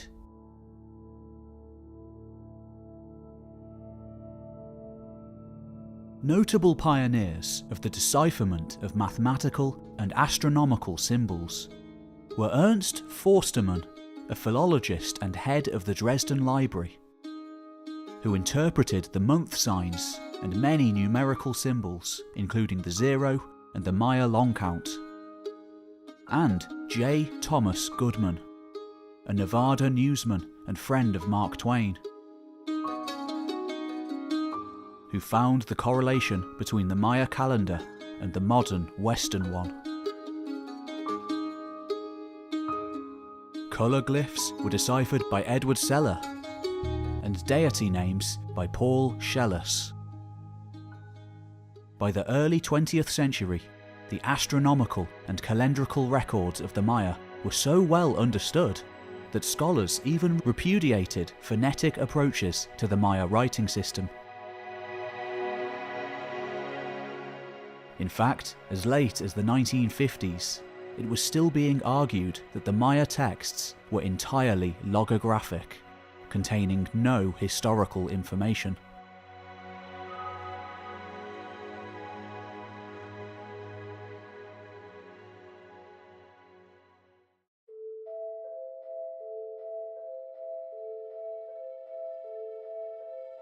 It was on the Usumacinta River, deep in the wilds of Guatemala, that one of the great breakthroughs of the Maya Code would be made.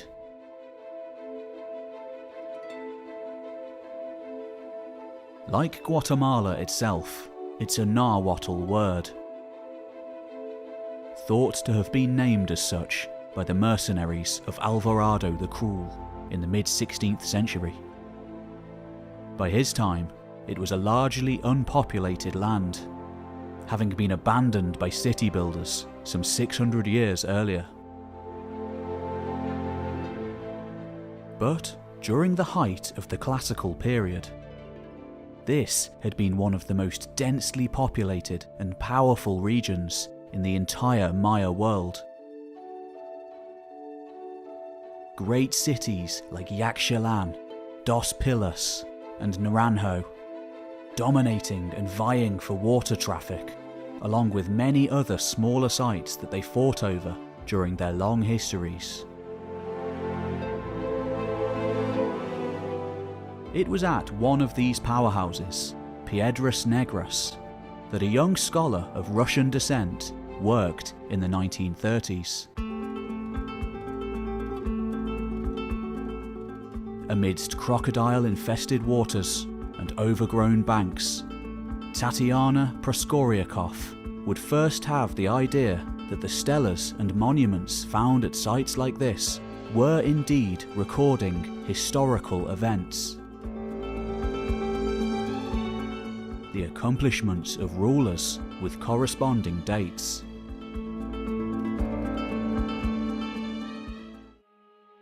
When later in life, she, along with other scholars like Heinrich Berlin, were able to prove this to be true, Berlin noticing in 1958 that certain glyphs seemed to refer to cities or ruling dynasties, one of the first great surprises in a long line, the paradigm would shift completely.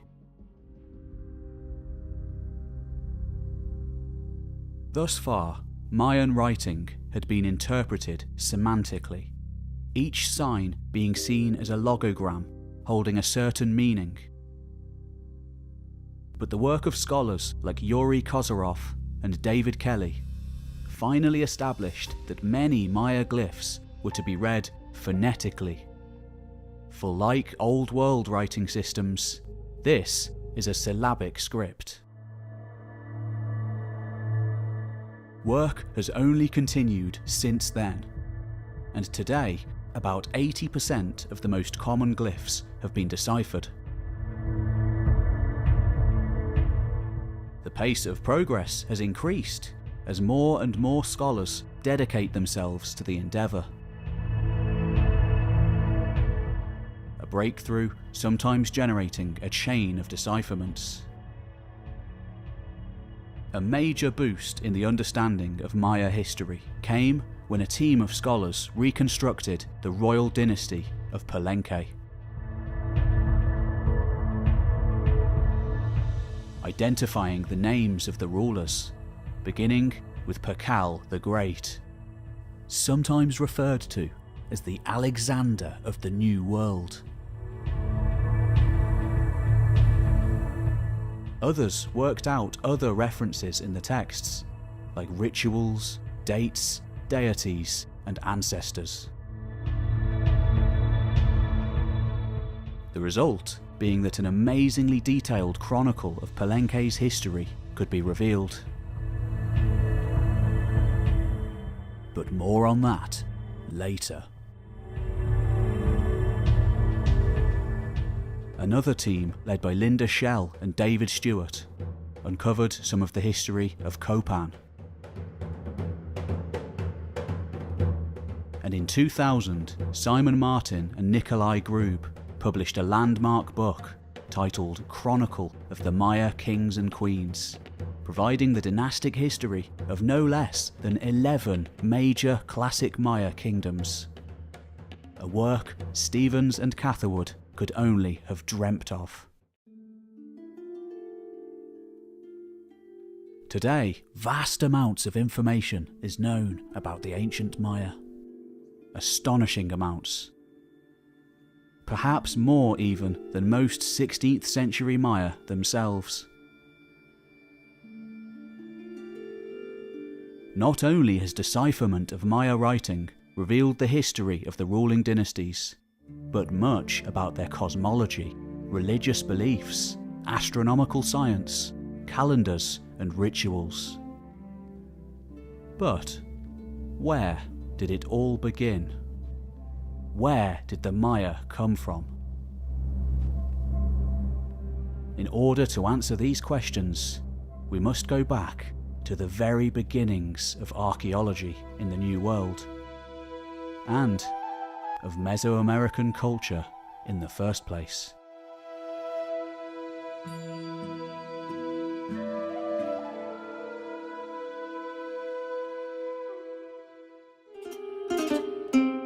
One day in the late 1850s, the exact year is lost. A farm worker clearing out a field in southern Veracruz came upon something unusual in the ground.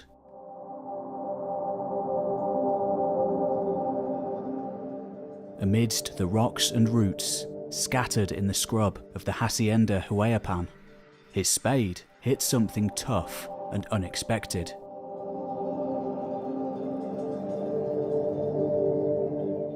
Urged to continue his work and dig out what he and his boss suspected to be a large iron cauldron from the colonial period.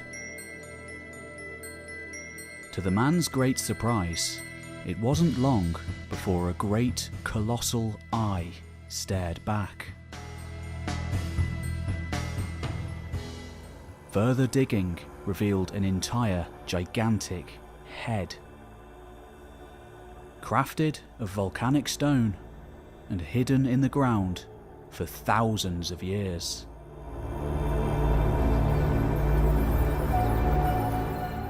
The discovery was the first in a series of immaculately carved Goliath heads that would be found in the coming decades. Thought to represent the kings or shamanic chiefs of a long deceased civilization.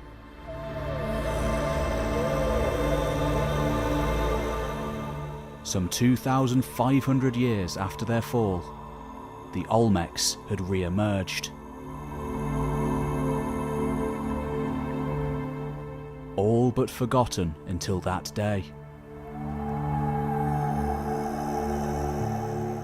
Leaving no discernible trace that they'd ever existed at all. Not even their stories survived.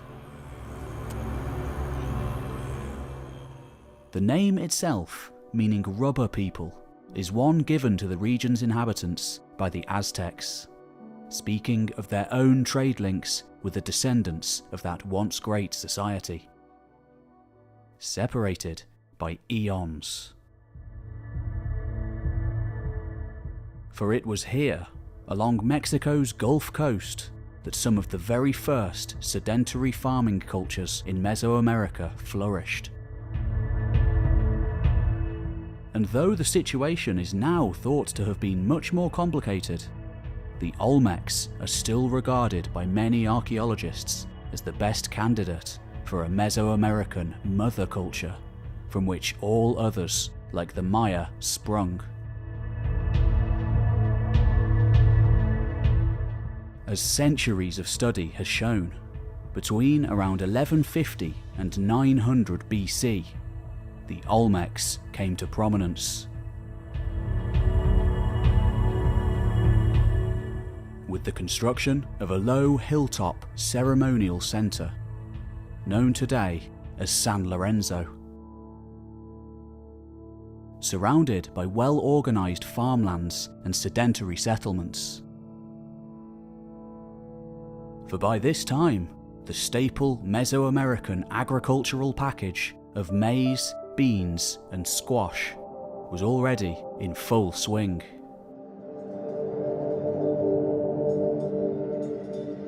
The monumental construction of San Lorenzo required hundreds of labourers to level the peak of a hilltop. Thus, it was likely achieved by a society with social stratification and a definite elite. The carved stone monuments at San Lorenzo are of the same type as at many other sites in the region, including the famous array of colossal carved stone heads, some incredibly lifelike, seeming to portray specific character traits in rulers.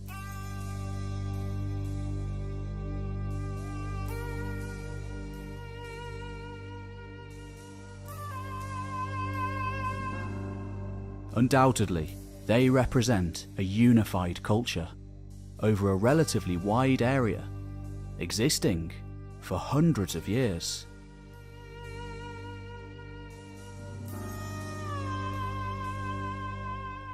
Another major site of the Olmecs was found at La Venta, sitting on a salt dome surrounded by swamp.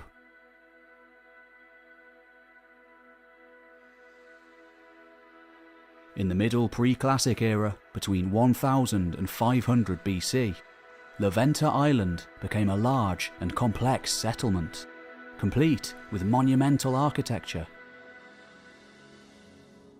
and structures depicting elite individuals and religious symbols.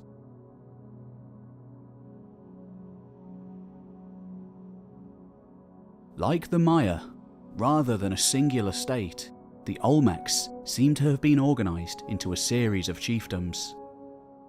Depictions of their rulers seated in caves or niches, symbolising the threshold between the physical and the supernatural worlds, is an indication of their authority as stewards of religion, perhaps as well as secular matters.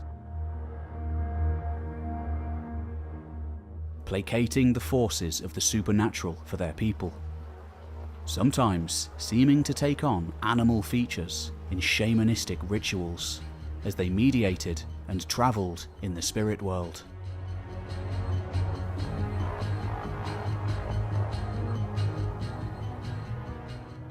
The idea that the Olmec culture was the source of all subsequent civilization in Mesoamerica was accepted for well over a century. But in recent years, as knowledge of the pre-classic era has developed, it's become increasingly apparent that while the Olmecs certainly represented an especially important and influential society, leaving behind distinctive and impressive artifacts, no longer can we say that they were the Mesoamerican mother culture from which all others sprung. Today, the evidence shows that many complex Mesoamerican societies arose side by side, but independently in the Middle Pre-Classic era, beginning towards the end of the 2nd millennium BC, each adapting to their own unique environmental setting. As time went on, these early societies began to interact with one another through trade and other relationships. Thus, no one culture influenced all the others. Instead, they each had their own innovations, which would then be adopted by their neighbours. The Olmecs most certainly were innovators of important practices as early as the 2nd millennium BC, including the erection of freestanding monuments dedicated to rulers, and perhaps also writing, though this is still a matter of debate.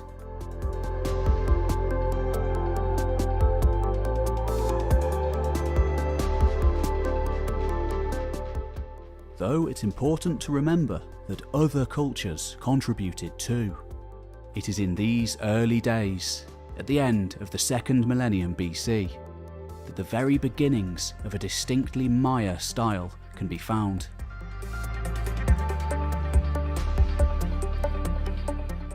Styles which will persist for an astonishing length of time.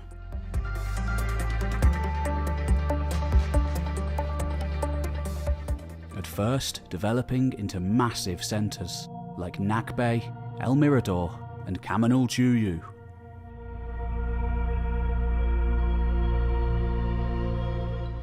And later, after their fall, into the classic sites.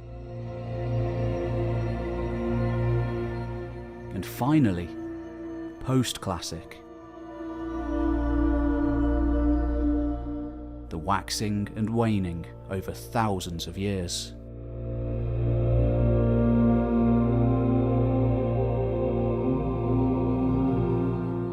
But how did it all begin?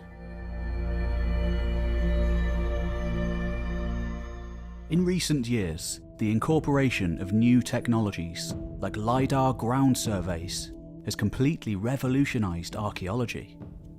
Entire cities and vast temple complexes alike being uncovered without having to do any digging at all. In 2020, an aerial survey using LiDAR revealed the ruins of an immense ceremonial centre at Aguada, Phoenix.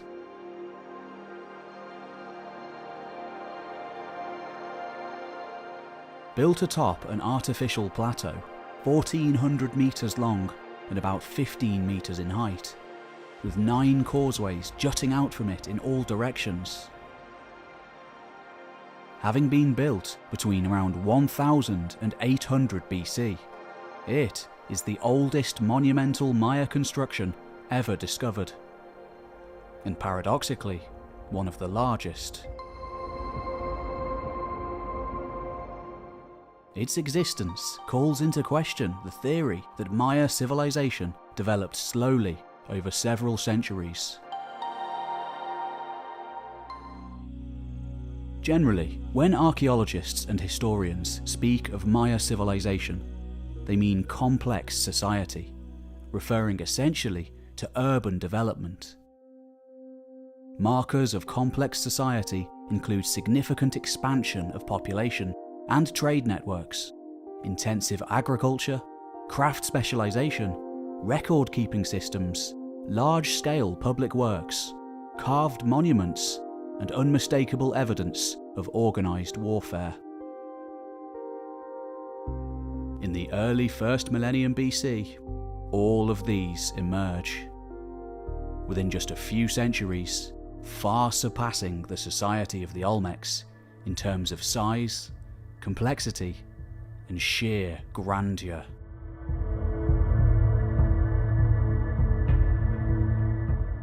Maya civilization emerged in 2 zones of Mesoamerica.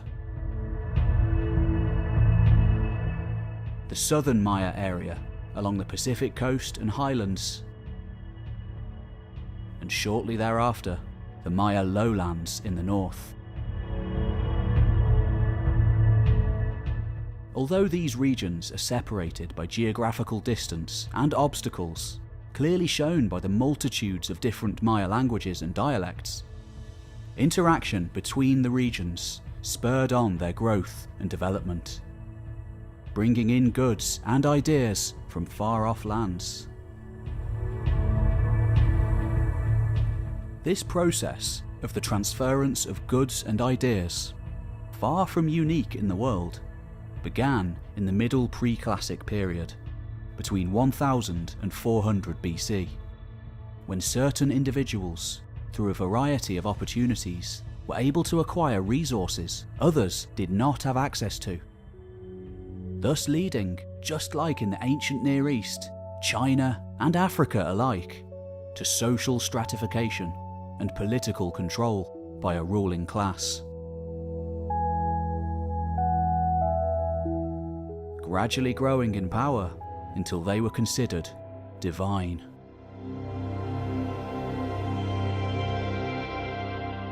Competition between these communities over resources ultimately led to increased warfare. The most attractive regions, those with prime soil, the best resources, or sacred status, are where most people wanted to live. And so, that is where the cities grew. At these polity capitals, public plazas were built, followed by monuments, elite residences, and ceremonial precincts.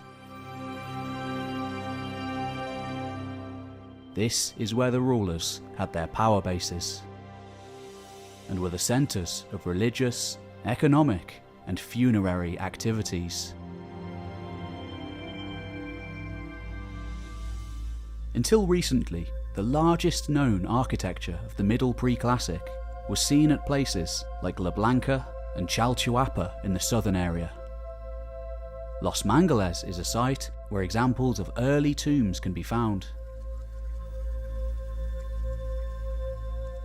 Discovered by the important 20th century Mayanist Michael D. Coe, however, in the outskirts of Guatemala City, between 400 and 100 BC, Kaminayulu grew to become the largest and most powerful polity in the southern area,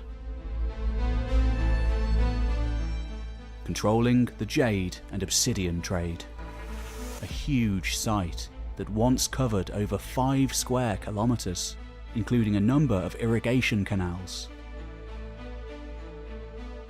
Its remaining earthen mounds are all that remains of the adobe plastered platforms that once supported buildings of wood, thatch, and mud plaster. Though generally considered one of the greatest archaeological discoveries ever made in the New World, today a mere tiny portion survives as an archaeological park, the rest having been swallowed by Guatemalan real estate developers in the 20th century.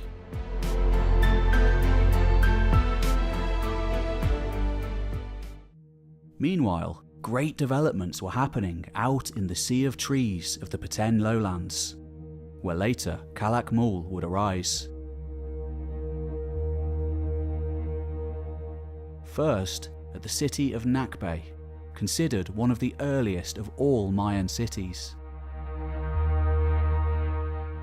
And then, at El Mirador,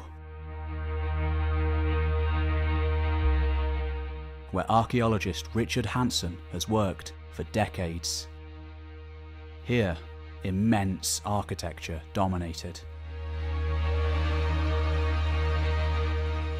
At El Mirador, the largest temples that the ancient Maya would ever build were constructed, along with great causeways across the hinterlands, connecting the place both spiritually and economically with its subordinate satellites.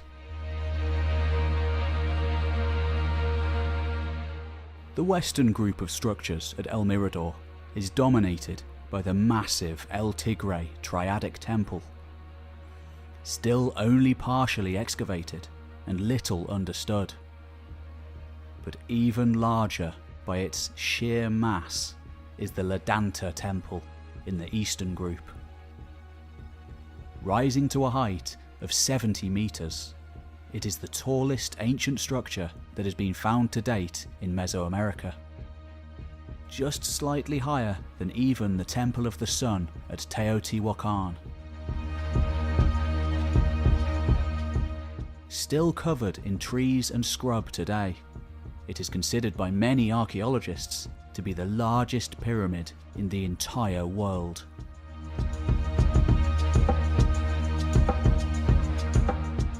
That it was built at such an early stage in Mayan history baffles the mind. Like Old Kingdom Egypt, the power of those earliest rulers being absolute. It's still not clear whether El Mirador and Kaminaliuju represent the first Maya state systems, other centres still existing in both regions. Notably, no historical inscriptions or names of any rulers have ever been recovered from any of these pre-classic sites. And before long, their world would come to an end.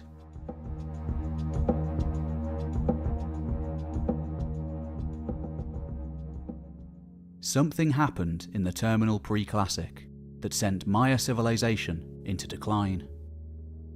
Economic and political disturbances of a nature we have not been able to ascertain saw the downfall of Kaminaliuju El Mirador and other powerful centres, and the complete abandonment of others. Perhaps caused by overpopulation, environmental degradation, pestilence, war, or a combination of all. But this did not end Maya civilization. There was still much land for the taking, where people would relocate. The pre-classic downfall paving the way for the resurrection of a host of new state-level polities in the period to follow.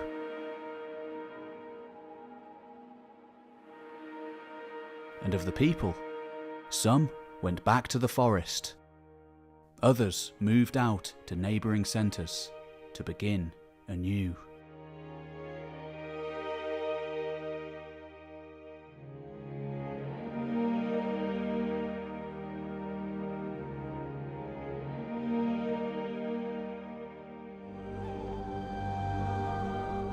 In 1848, a small band of adventurers made their way through the dense forests of northern Guatemala.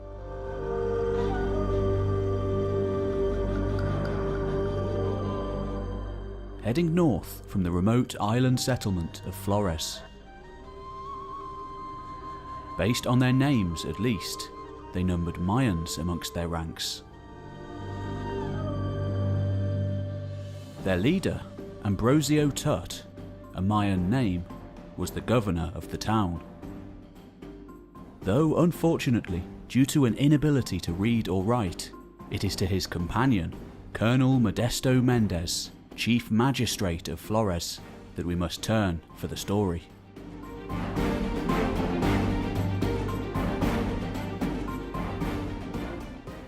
Near the centre of the Petén, the land was then still extremely inhospitable. Flores being an island of calm within the vast wilderness of green. And yet, out there in the expanse, protected from visitors for 1,000 years, stood a great city of the ancients. Unlike at Copan, there were no local myths that spoke of the place, it having been forgotten entirely.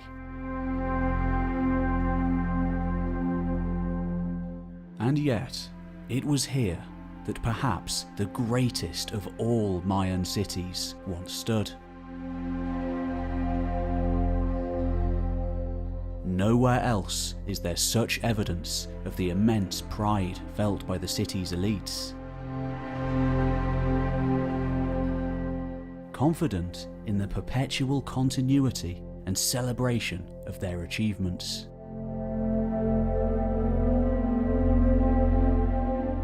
Of course, Tut and Mendez had rediscovered the city of Tikal.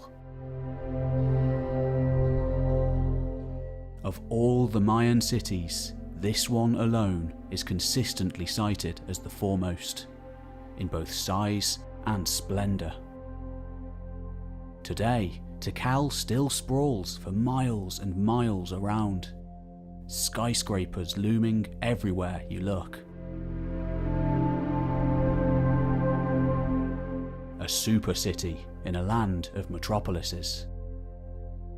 The only rival superpower to come close to its supremacy being the Snake Kingdom of Calakmul. But that wouldn't be uncovered for more than a century to come.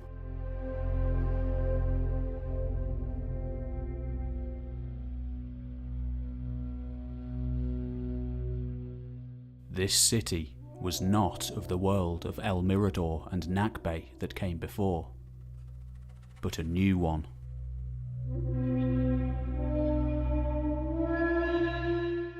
Very different in some ways, yet strikingly similar in others. The gods of those first powerhouses had failed, and now individuals would arise, of similarly large centres. God kings, now possessing writing. the histories of this new classic age speak of Star Wars, where the usual ritualistic skirmishes to seek sacrificial victims were set aside in favour of total battle. They speak of contacts with the outside world too, warlike newcomers coming down from the Valley of Mexico to the north, from where in later centuries would stem the Aztecs, as well as other neighbouring peoples as far south as the jungles of Costa Rica. The first signs of an increasingly cosmopolitan land, open to travellers and invaders from afar.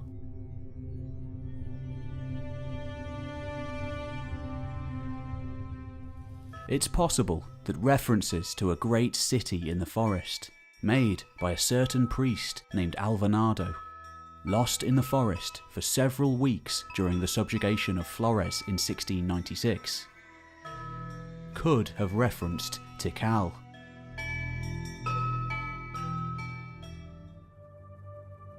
But even after its rediscovery in the 1850s, it took decades for word to slowly trickle out, even longer for the archaeologists to move in.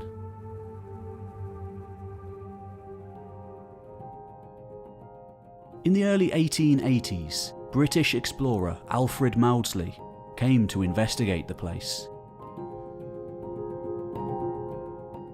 But it was Austrian archaeologist Theobert Mähler who thoroughly surveyed it for the first time in the 1890s and 1900s.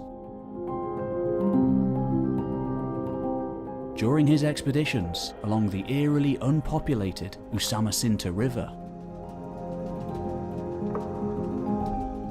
one of the largest rivers in Central America, where he also rediscovered the cities of Naranjo and Alto de Sacrificio.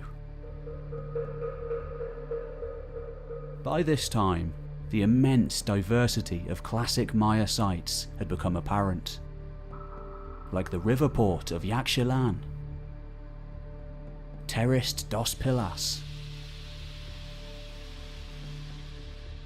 and of course, sprawling Tikal.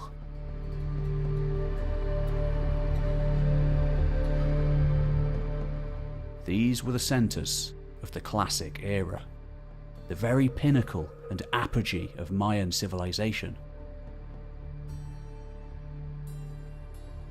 But how did it all begin?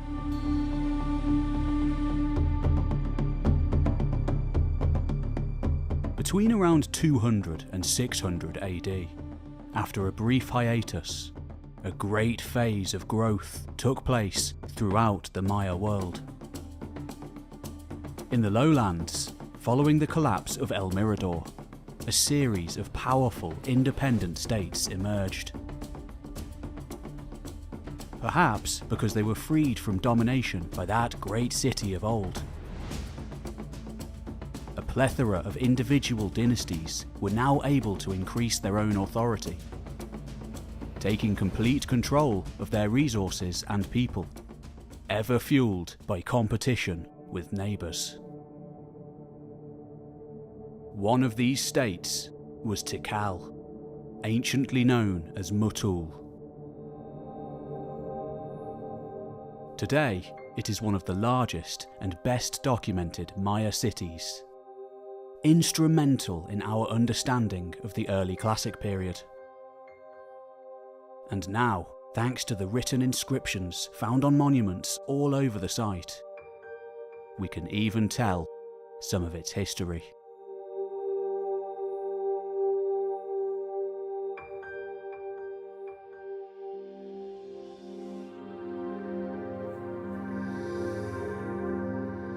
Around the year 100, Tikal's ruling dynasty was founded by a shadowy figure named Yash-ebzuk.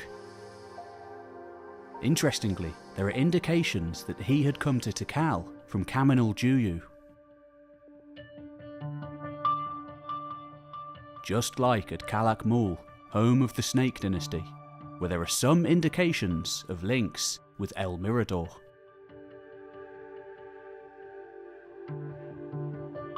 On the north-south axis of the North Acropolis at Tikal, in 1962, a richly furnished tomb was found. Burial 85, as it is called, contained the headless skeleton of a very tall man. Some believe these to be the remains of the great progenitor of Tikal's royal house, Yaksh-eb-Zook.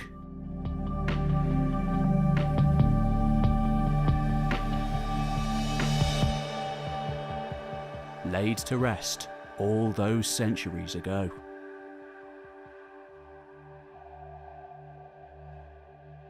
In the central acropolis of Tikal sits the royal palace of Shak-Tok-Ikshak I, sometimes known as Jaguarpur, who ruled in the later 4th century.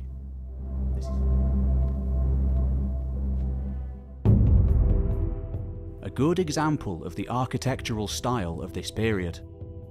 The remains of a stela were found depicting the bottom half of Shak-Tok-Ikshak. His legs are just about visible. He carries an axe shaped like a jaguar paw and is standing on a bound captive.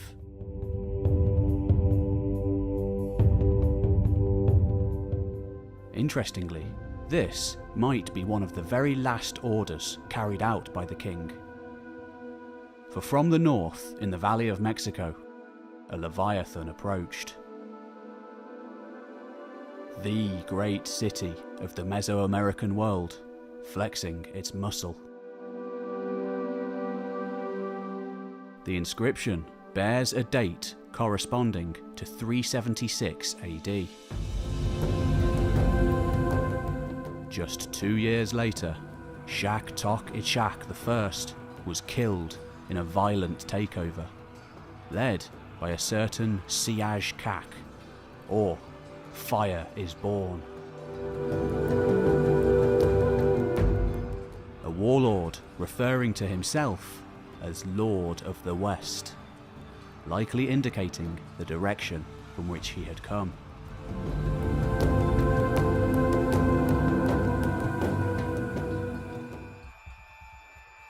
As was the wont of a victorious war leader, Fire is Born took the throne for himself, before initiating a further campaign of expansion.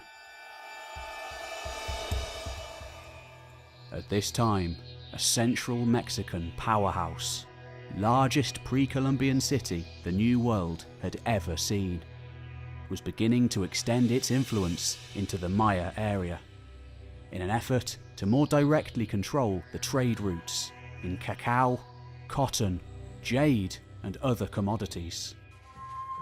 Of course, this was the age of Teotihuacan. Known by the Aztecs, who couldn't fathom the mighty ruins of their own day to have been the work of mortal men, as the place of the gods. Teotihuacan established a colony at Montana that dominated trade in the central part of the Pacific coastal plain for more than 2 centuries. Its influence on certain Maya cities can be seen in architecture built during this period, clearly displaying Teotihuacano artistic styles. And Tikal is one of these sites. It may be that Fire is Born was from Teotihuacan, or at least an allied power working on its behalf.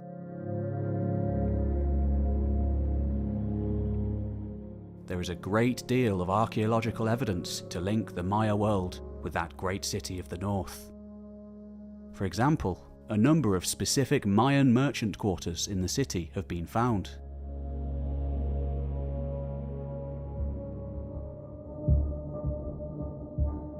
In the coming decades, with the help of Teotihuacan, we know that Tikal was able to increase its power, to eventually impose its authority over other powerful centres, including Washaktun, Rio Azul, and Copan, where new rulers would be enthroned, subordinate status achieved. From this point onwards, the kings of Tikal are often depicted wearing military regalia derived from central Mexico, like these goggle eyes worn by the rain god Tlaloc.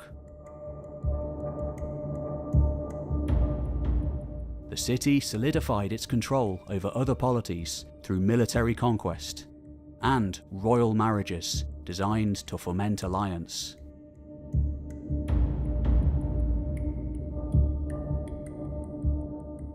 During the reign of Siaj Chan Kawil II, who ruled from 411 to 456, the first phase of Tikal's history reached the very height of its power. But times were changing.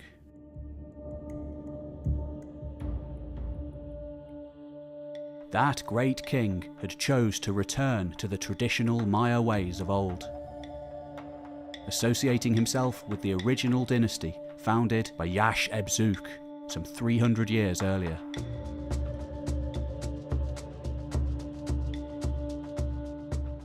A fascinating document has been discovered from his reign, Stela 31 as archaeologists call it. This magnificent monument depicts Siaj Chan Kawil in all his glory on the front, but on the back is an extensive hieroglyphic text recounting the entirety of the early history of the city. Historic texts of this sort are extremely rare.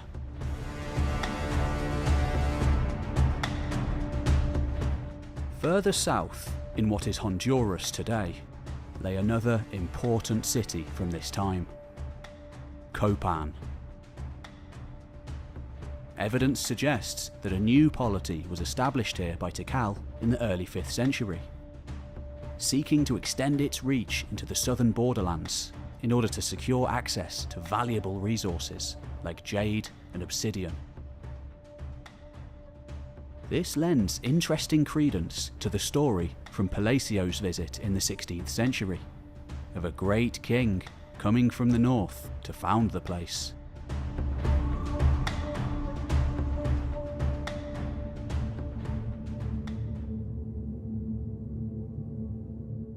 Although there had been earlier rulers, the dynasty founded here by Tikal began with the accession of Chinch Yak Kukmo, the beneficiary of an orchestrated takeover in 426. He may have been related in some way to Fire is Born from Tikal, because he too took on the title Lord of the West. Or perhaps he had secured his authority by marrying a royal woman from Fire is Born's family. He appears to have been an elite lord in Tikal prior to his assuming authority in Copan. A unique source from the site is Altar Q, which depicts the kings in Yaksh Chukmo's dynasty. 16 of them, around 4 sides. One image depicts the great founder king himself, handing the royal scepter to the current king, the 16th. Although it hasn't 100% been established to be his, a tomb found in the Hunal structure at Copan probably contains the remains of that refounder of Copan's greatness. For here was found the skeleton of a male, estimated to have been between 55 and 75 years old. His teeth had been notched and inlaid with jade discs. He wore a Teotihuacano-style shell platelet helmet. His body had suffered many injuries, none of which were the cause of death. Due to these injuries, it's been hypothesized that he could have been a ball player as well as a warrior.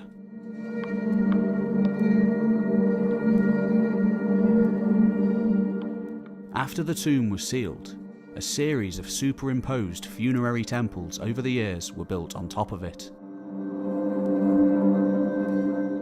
The most famous of the structures at Copan is the hieroglyphic stairway, completed in the reign of the 15th king. The largest of its kind found anywhere in the New World, the text on the stairs records the history of the dynasty.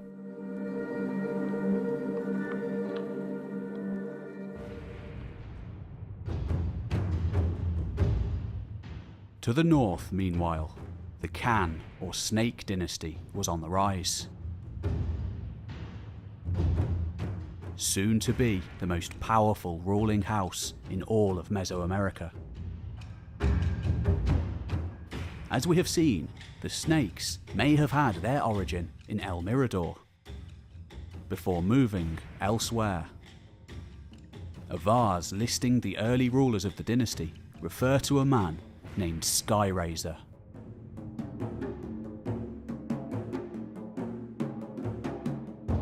Who may have been the founder or refounder of former greatness.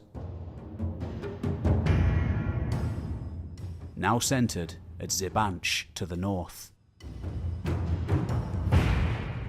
Seen in records at cities as far away as Belize, where longtime ally Caracol ruled. The Snakes steadily grew in power as rivals to Tikal.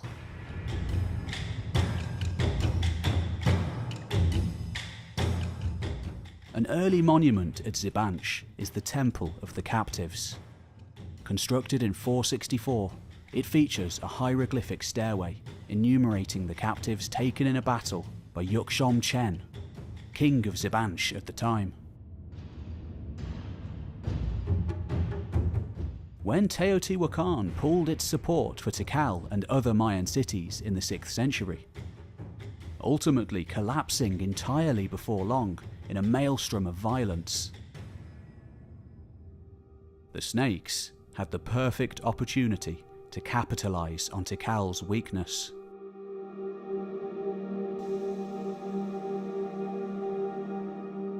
Establishing a substantial series of alliances with other lowland kingdoms that eventually nearly surrounded Tikal.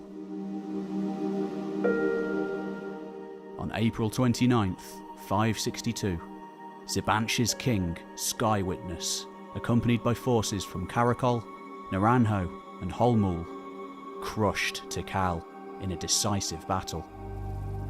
The city was sacked, its portal to the otherworld captured. Its king probably sacrificed on one of his own altars. For this was the age of the so-called Star Wars, fought entirely for conquest, rather than ritual battle for sacrificial victims.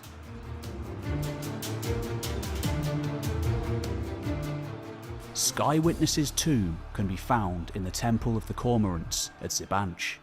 His skull, riddled with scars, shows him to have been the veteran of many battles. Shortly thereafter, the Khan dynasty decided to move to a new location. A great royal centre for a great dynasty. The city of Calakmul in the southern Yucatan. Its existence rediscovered only in the later 20th century.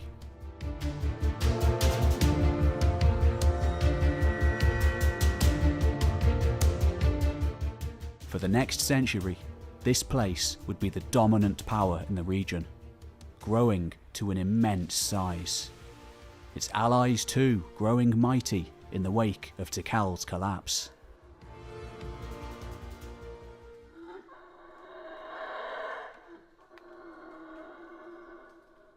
Inter-city competition was a key feature of Maya politics. Maya states being defined by war. the goal of which being to acquire and expand resources, labour and prestige. Raids were often used to gain spoils and tribute. When victorious armies took large numbers of captives, they would be added to the workforce, and the more they could take, the more it would add to the state's prestige. That's why there are so many monuments featuring accounts of the taking of captives. These practices reinforced the centralization of authority and the stratification of society. Success in battle was achieved primarily by targeting an enemy state's subordinate towns, instead of going after the state capitals.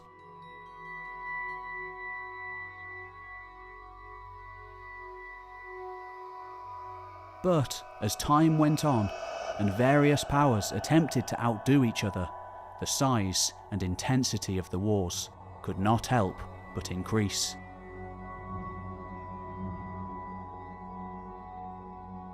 And yet, at other times, we're told that wars could be fought entirely on the ball court.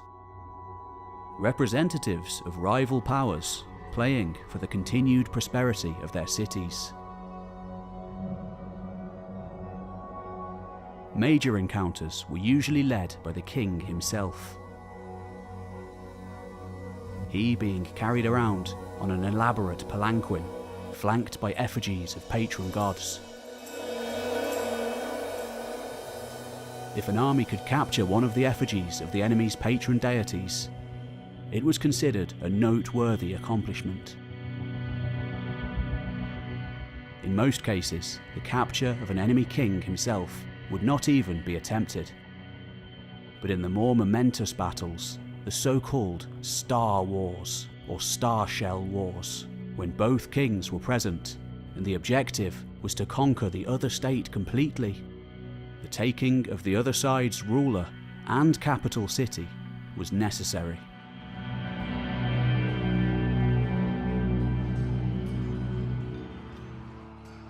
And yet, though these conflicts were particularly bloody, even though a vanquished king would be disgraced and even sacrificed on occasion, conquered states would not be incorporated into the victor's side. From what we can tell, Maya ideology tended to protect above all the continuity of a royal dynasty. Perhaps the elites simply didn't want to risk their own authority by showing that a dynasty could be overthrown. Or perhaps this was simply inconceivable due to the semi-divine status of royal houses. So, instead, they would find someone else from the same dynasty to take the defeated king's place. Forced to become vassal or subordinate to the victorious king. Thus, after defeat by Calakmul, Tikal was never annihilated. Though it did greatly reduce in population and significance, monumental projects halting for a time. Of course, it would arise again.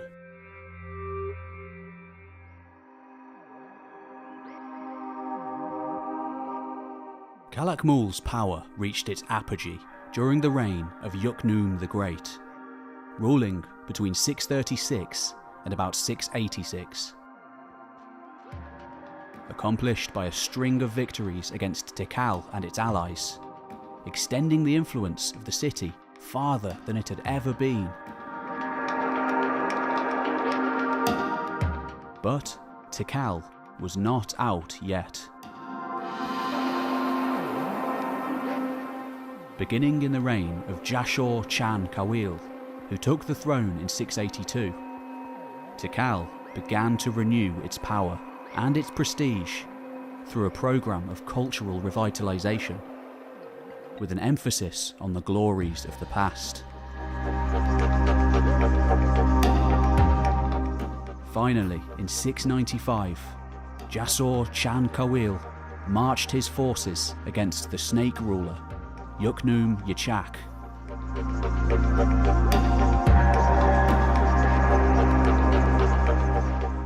There, after a century unchallenged, the snakes were finally defeated. The forces of Tikal capturing a huge effigy of a Calakmul god. Armies apparently carried images like these as a form of divine protection on the battlefield.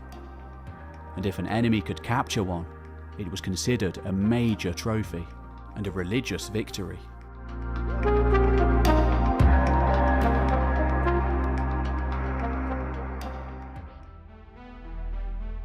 A carved wooden lintel found in Tikal's Temple 1 portrays Jashur Chankawil celebrating his great triumph. He sits on his throne, and at his feet is the captured Calakmul deity.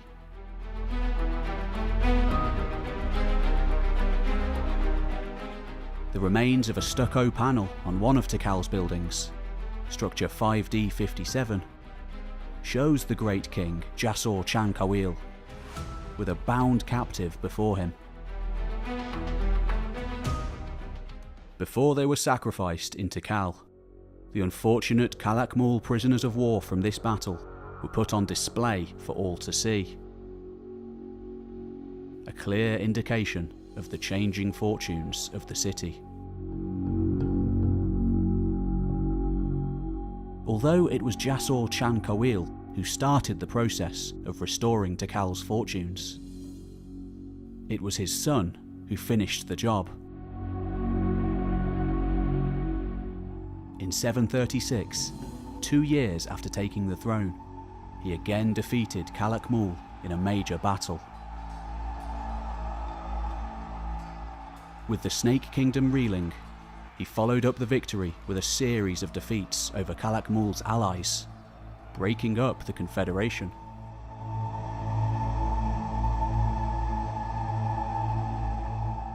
Tikal, once again, was back on top. A position it would hold until the collapse of both cities around a century later.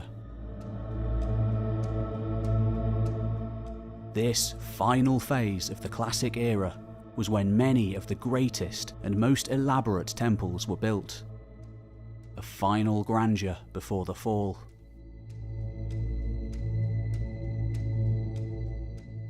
For out in the countryside, where immense tracts of forest had already been hacked down to make the necessary lime to coat the increasingly large pyramids and temples supporting the increasingly top-heavy ruling classes, the cracks were already beginning to show.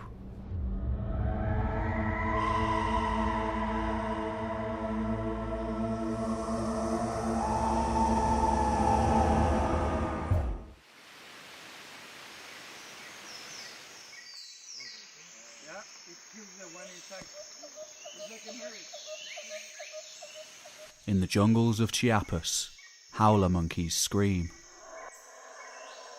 Trees dance. Ancient mysteries beckon.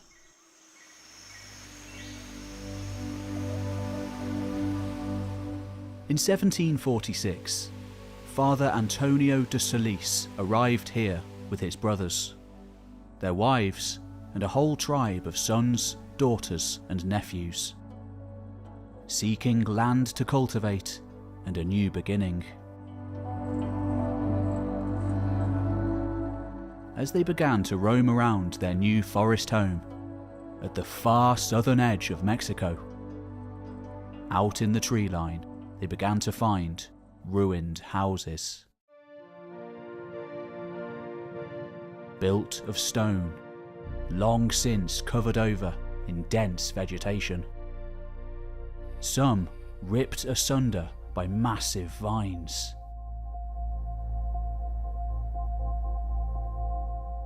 It had been a long time since anyone had lived here. As they continued exploring, it wasn't long before vast pyramids rose up from the trees. They were the first known people from the old world to step foot in this city of the new. Dead for nearly 1,000 years.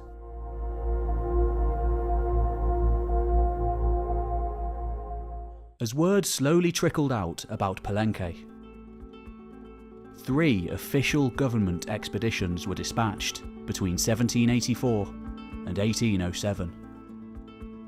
Yet, even so, a surprisingly long time would pass before news of the place reached receptive ears in Europe.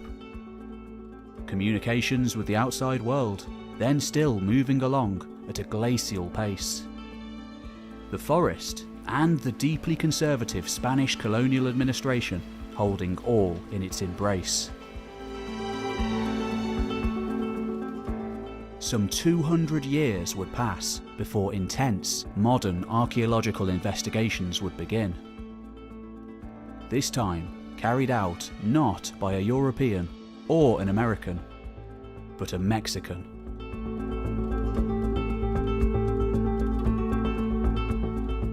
When Alberto Ruz Lujulia arrived at Palenque in 1949, he wouldn't finish digging there until nearly 10 years later. By which time, perhaps the single greatest find in the entire history of Mayan archaeology had well and truly taken place.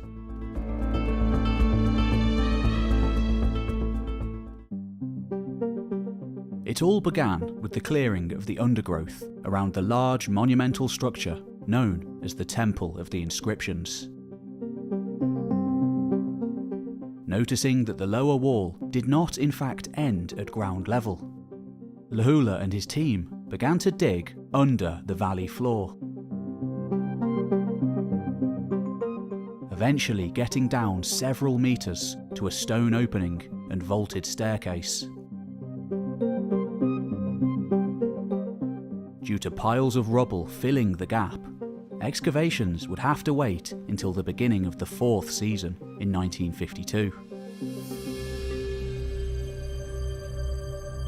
Year by year, step by step, Lujulia and his team were working towards the greatest discovery yet seen in the Americas. Eventually, the staircase reached a corridor, laden with boxes of shells, pottery, cinnabar and jade, an early indication of what could be held within. For jade, most sought after of all Mayan goods, represented death and the afterlife. Up to this point, no Mayan tombs had ever been excavated, unlooted surviving burials being especially rare. Finally, the corridor ended in a large vaulted room, its walls coated in decorated stucco reliefs, traces of pigments showing them to have once been colourfully painted, and in the centre of the room stood a vast carved block of decorated stone.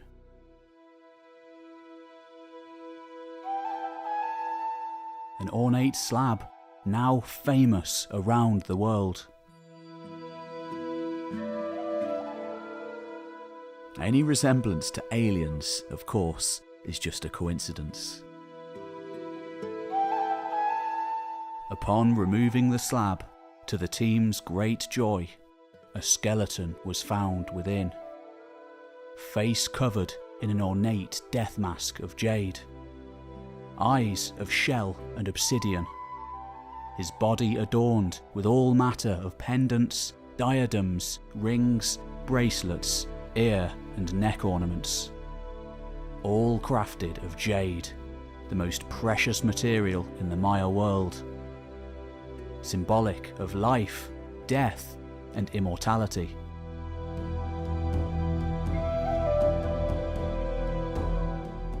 A second casket contained 6 other bodies, thought to have been sacrificial victims, perhaps aiding the king on his way to divinity. as visualized by the surrounding stucco and sculptures. Buried under the forest floor for well over 1,000 years, Pakal's tomb had re-emerged from its slumber.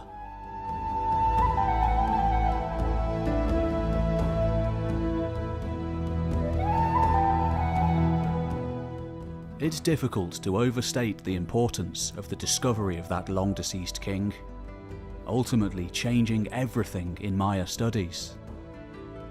Pyramids, rather than being entirely external monuments, could play a funerary role, even containing the tombs of long-deceased rulers.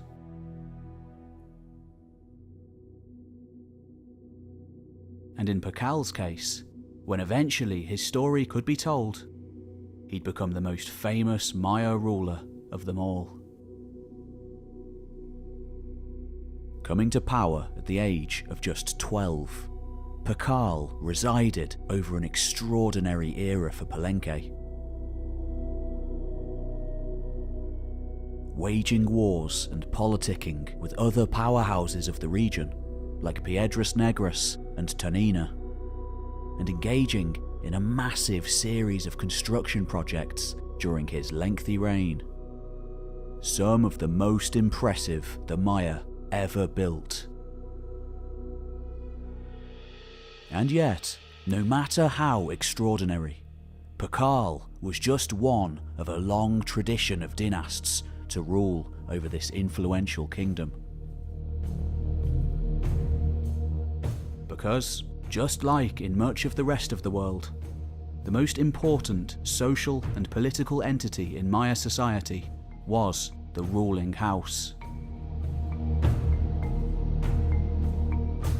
Those in the upper echelons possessing an estate of hereditary wealth, both material and immaterial, maintaining power over a specific location for many centuries.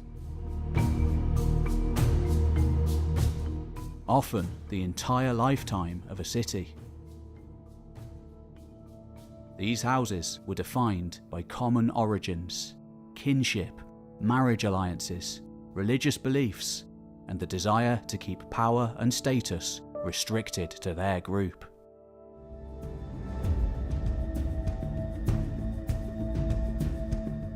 One particularly interesting facet of these elite groups is that the ruling dynasties were not only governed by lineal descent through both patrilineal and matrilineal descendants, but also through lines of succession, descent of power and property.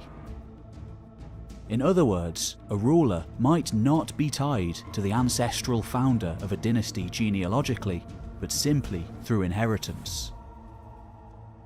He, and in some cases she, would still be considered a descendant of the ancestor, regardless of the bloodline. Perhaps allowing certain capable individuals to be promoted through merit, rather than simply heritage. Ukit Khan Lektok, the most famous ruler at the city of Ekbalam, was one such figure. You can watch my video here on that city to find out more.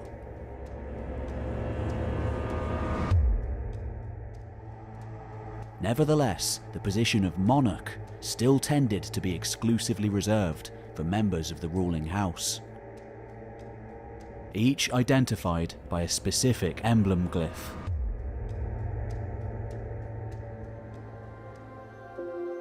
Royal power in Maya society was based on an elaborate ideology, including an entire worldview that dictated both the behaviour of the people and the behaviour of the ruler.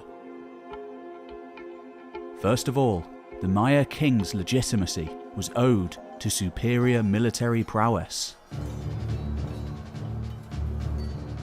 The ability to protect the people and collect tribute from defeated enemies. The accumulation of tribute led to economic success.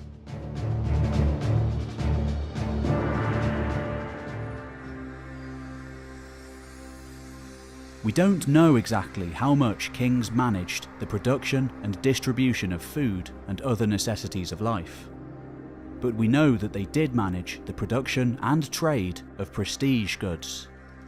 They also commanded a sizable dedicated workforce through labour owed to them by the people.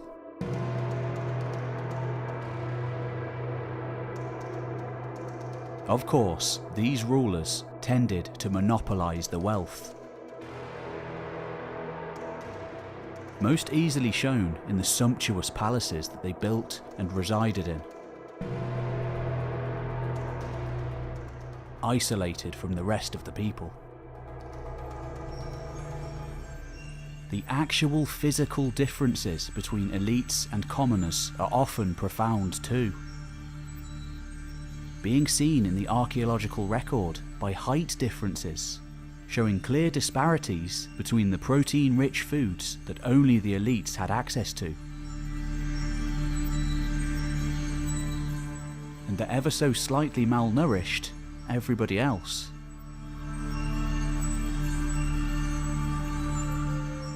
A conscious effort was also even made to make the groups look different from each other.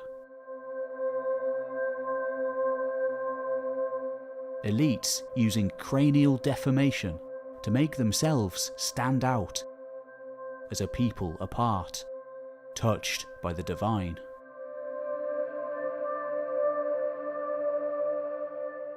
But there were times when commoner and highborn alike got together. During festivals, when rulers would often engage in self-sacrifice, piercing their bodies in painfully elaborate ways to bloodlet for the common good. And at the ball court, a constant in Mayan cities. And neighbouring cultures as far north as Arizona and as far south as Costa Rica,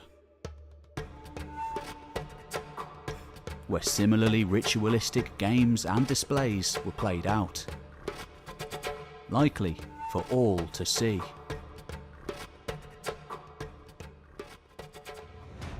Ball courts are a constant at Mayan cities, usually being moderate in size. But sometimes, like at Chichen Itza, they are absolutely massive, seeming to be far too large to play an actual game, but just the right size for rituals and festivities.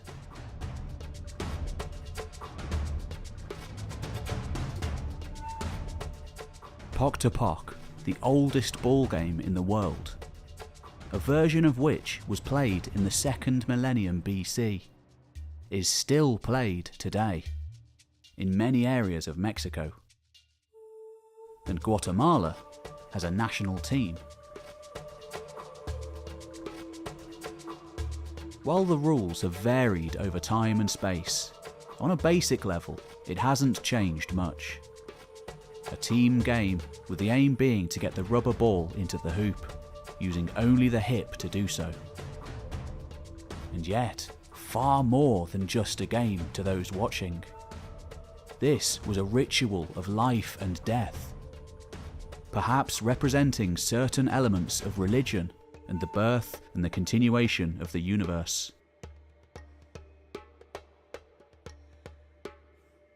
Players often died during gameplay, such as one account just after the conquest from Diego Duran. And sometimes, either the losing or the winning team would be sacrificed afterwards. Like the Olympic Games of ancient Greece, it may have had a festival element to it too. A coming together for societal good.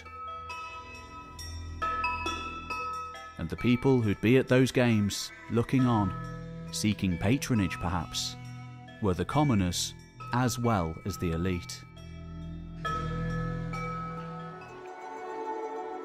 Something along these lines might even be at the very heart of civilization itself.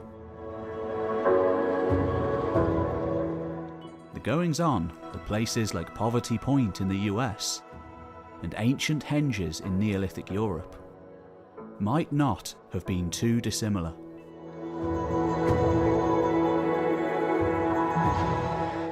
The ball game has been played for as long as societies have existed in this part of the world.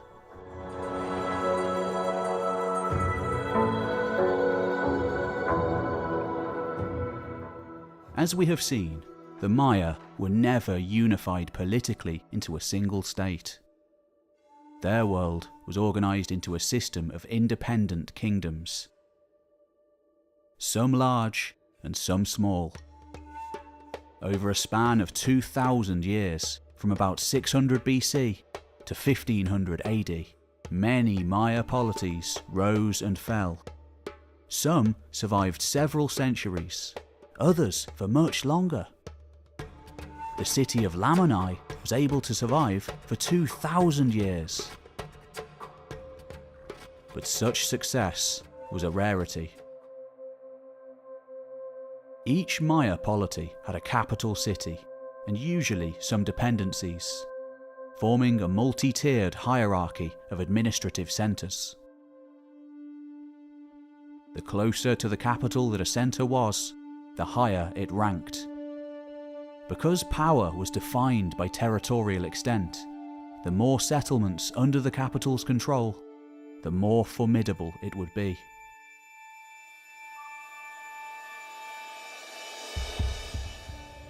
There is still disagreement amongst scholars as to how centralised power actually was.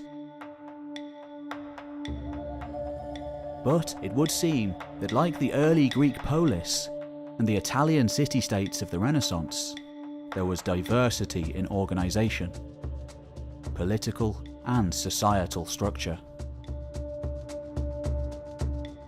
By the late Classic period, most of the Maya lowlands were full of human settlements, including major cities, towns, and thousands of rural communities.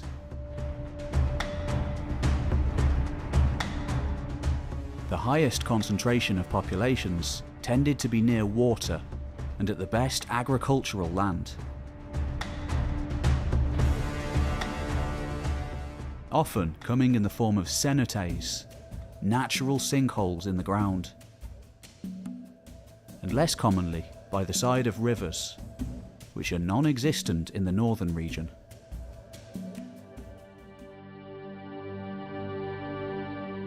As we've seen, there were two basic classes in Maya society: elites and everybody else, though the dividing line between them is not so clear-cut, some social mobility being possible.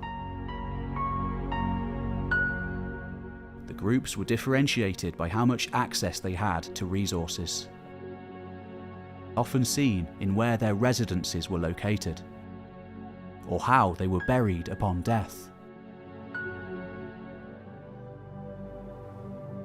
As you might expect, the elites were distinguished by wealth,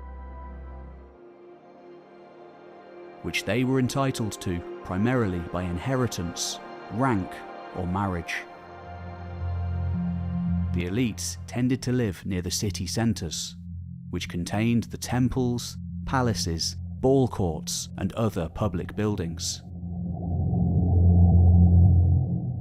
as well as the most desired and best protected residences. Craftspeople stayed close to the centre, so that they could participate in market activity. Agricultural labourers lived in the countryside. Consensus on how large these populations were has varied considerably over the centuries. One recent estimate indicates that Tikal, one of the largest polities, had a total population of approximately 92,000. With 11,300 living in the city centre, just over 50,000 living on the periphery, and 30,000 in the surrounding rural areas. But further LiDAR studies could put this number considerably higher.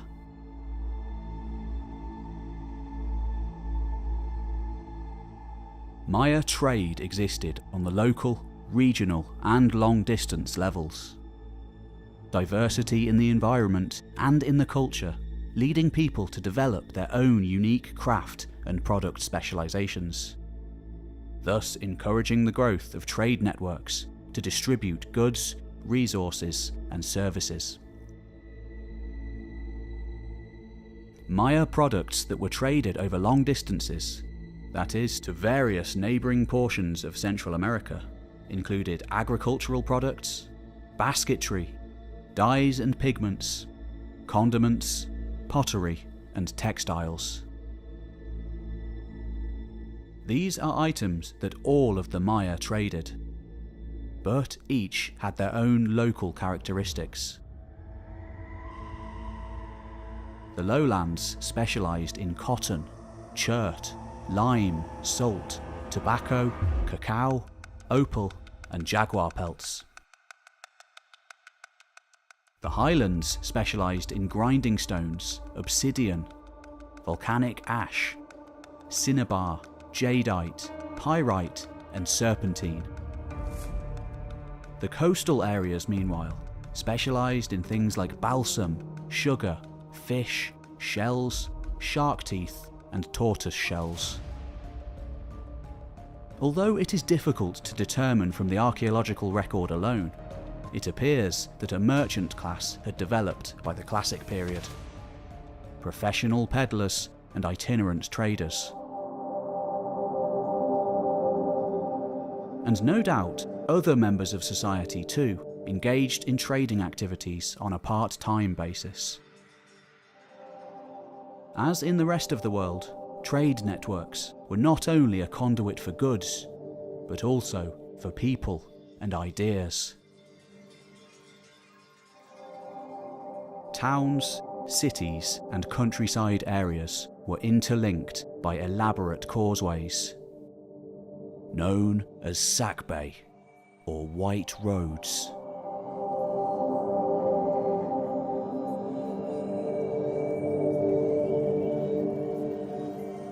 Ceremonial pathways, perhaps usually only traversed at night, lit up by the moon. Usually they would run for a few kilometres or less, but the largest yet found, running from the city of Coba in the Yucatan to neighbouring Yaxuna, ran for some 60 miles. The explanation for such roads was often given to myth rather than history. Supposedly built by a magician king, Ez, who worked only at night, much like the Pyramid of the Magicians at Uxmal, said to have been thrown up by a dwarf wizard in a single night. For the world inhabited by the Mayans teetered ever on the precipice between terrestrial Earth and the divine.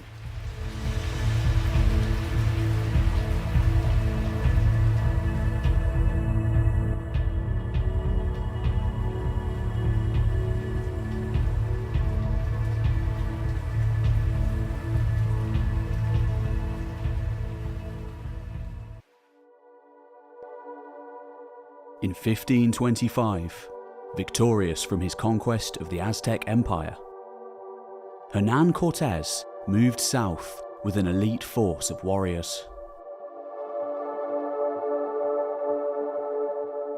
Just a few hundred men who'd brought down a civilization of millions. Trailed by a substantial force of native allies, the key to their success. And a great baggage train of horses and pack animals, heading south to Honduras to subdue rebellious underlings and seize new lands. Cortez and the officers dined lavishly on pork and beef, but most had to live off the land. En route, they stopped to resupply at one of the largest bodies of water in Guatemala, Lake Flores. Today, it's a party town, regional capital and backpacker hotspot. But 500 years ago, here stood a great city of the Maya. Running along the lakeside, but mostly on an island just offshore. Its name was Tayasal. The inhabitants had little choice but to entertain these bizarre foreign guests. Once inside the city, it became clear that some members of the expedition would have to be left behind.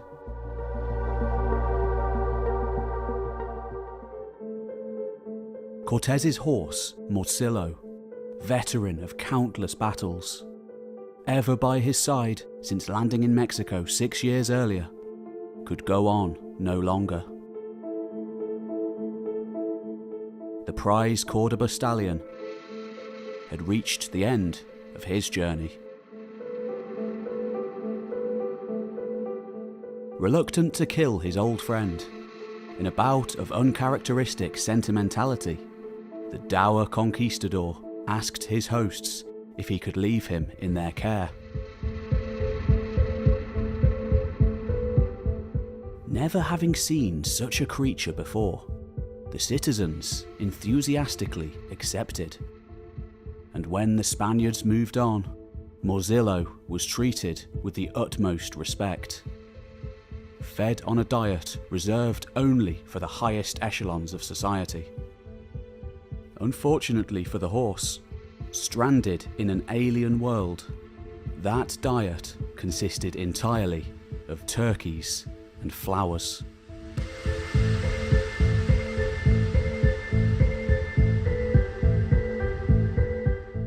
By the time Europeans again came this way, close to 100 years later in 1618, in the form of 2 Franciscan missionaries, Abueta and Funicelida, they found amidst the carved deities of the central plaza an unusual sight. Having all the features of a horse, yet depicted sitting on the ground in a human-like pose, quite alien to equines. Morcillo had become a god.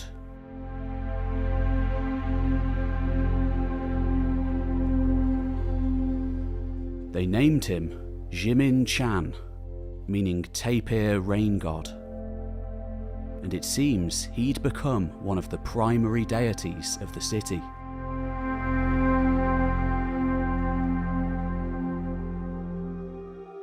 Father Obita was so horrified that he destroyed the statue in his rage, very nearly being lynched on the spot had Funicelida not intervened.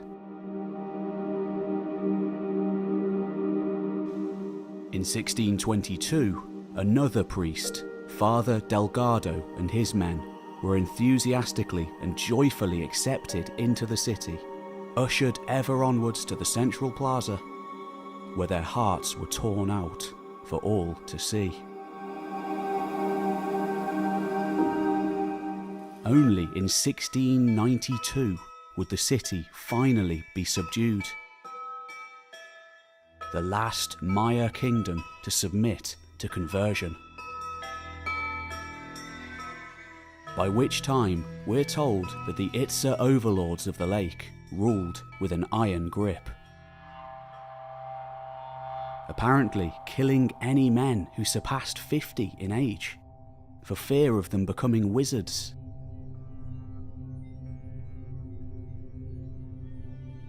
Desperate measures had to have been put in place for the place to have survived for as long as it did. think of a Maya police state controlled by a hereditary priesthood.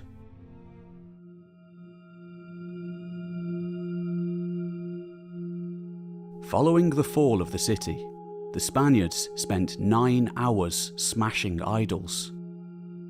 And in the Canex Palace, they found many copies of sacred books, of prophecies and history.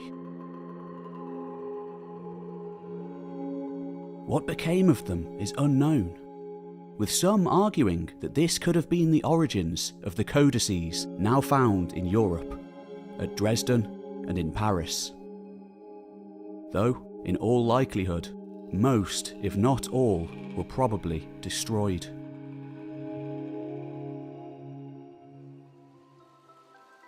Though many, like the Lacandon Maya, escaped to the forest to live remote lives away from the invading Europeans,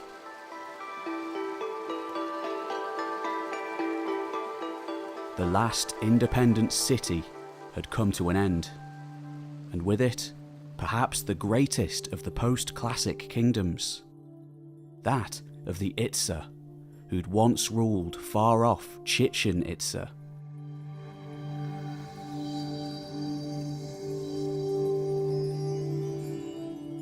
But there was another great kingdom too, this one in the southern Guatemalan highlands, one which retained its pre-conquest traditions too, with roots stretching far back into the past.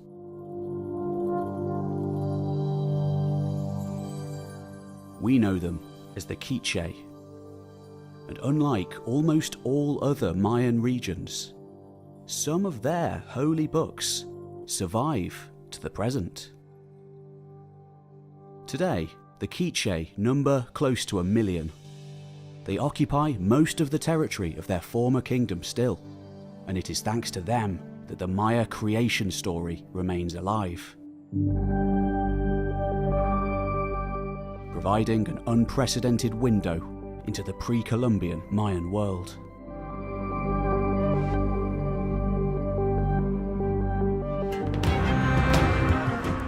When the Spaniards first arrived in Quiche territory in 1524, led by the vicious warlord Alvarado the Cruel, they found themselves up against the most powerful state in the highlands.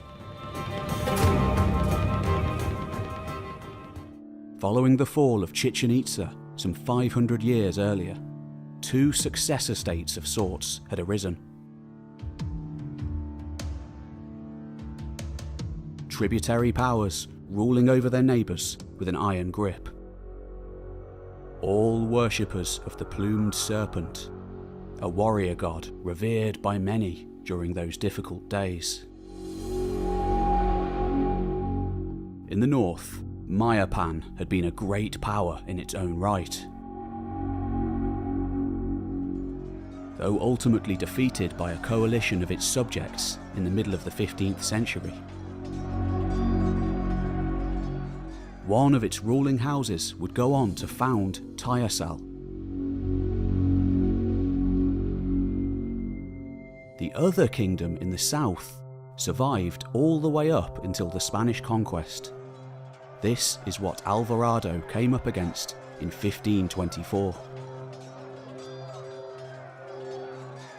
Aiming for a hammer blow right at the heart of Quiche power, at the capital of Utatlan, Alvarado, sword-clad, bedecked in steel armour, singled out one of the Maya commanders, Tecum Umam. Wearing little more than cloth, feathers, and carrying an obsidian blade. Engaging him in single combat, Tecum Umam was brutally slain in front of all of his warriors.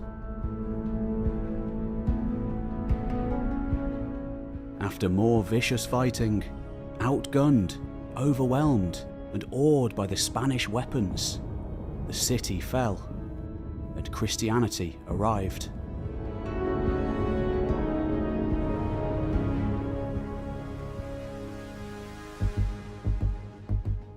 And yet, relatively out of the way, Without much notice by the authorities, the Keech kept their secrets. Here, the old ways would survive.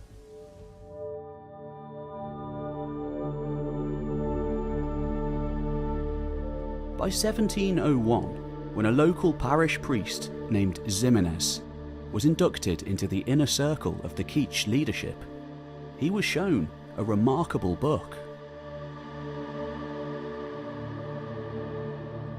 A forward-thinking man with a profound respect for Maya culture, Ximenes translated the work into Spanish, from where it would gradually reach a wider audience.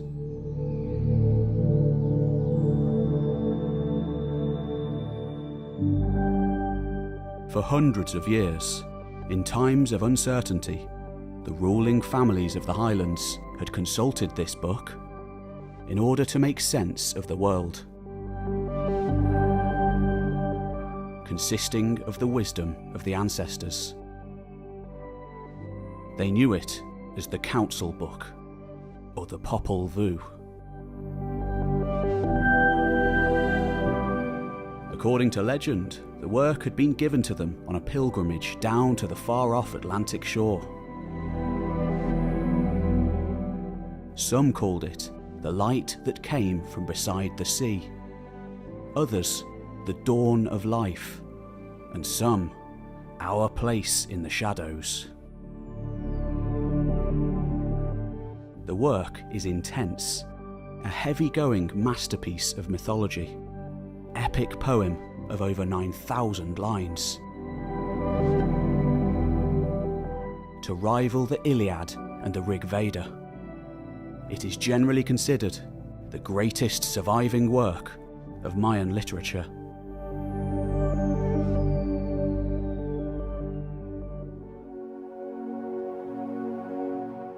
Those who wrote down the version of the Popol Vuh we know today don't give us their personal names, referring to themselves simply as the Keech people.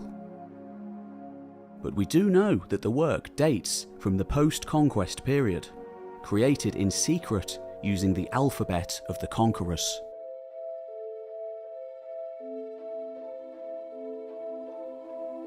Like the other great Mayan book, a series of poetic prophecies known as the Chilin Balam, meaning jaguar priest, as well as the Rabanal Achi, one of the few Maya plays in existence, could not have been recorded without Latin.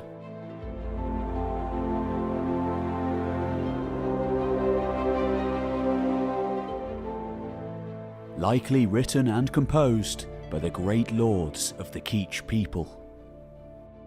Like the work of St. Germanus of Auxerre in sub-Roman Britain, the Popol Vuh at times seems to describe pictures, perhaps murals and tapestries that once existed in the capital. One of the most interesting parts of the Popol Vuh is the version of the Maya creation myth it records. Although a late text that definitely shows colonial Spanish influence, it also undoubtedly contains oral traditions that go back centuries, deep into the mists of the ancient world.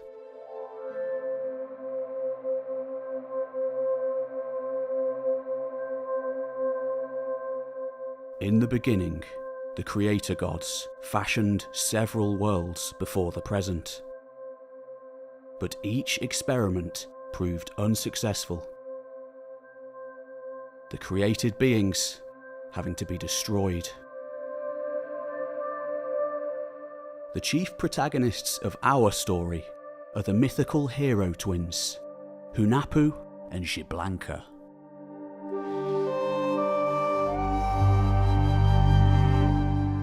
Said to be the first humans, and the sons of the maize god, Hunahpu. They are said to have visited the underworld, Xibalba, to challenge the gods of death in a series of deadly ball games. perhaps symbolically reenacted during the games in the ball courts of Maya cities. But despite the best machinations of Xibalba, again and again the hero twins emerge victorious.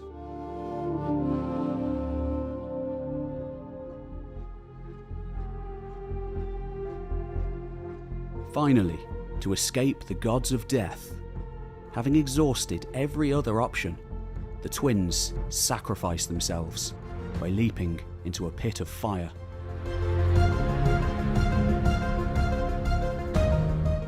To make sure they would never come back, the gods of death ground up their bones, throwing the powder into a river.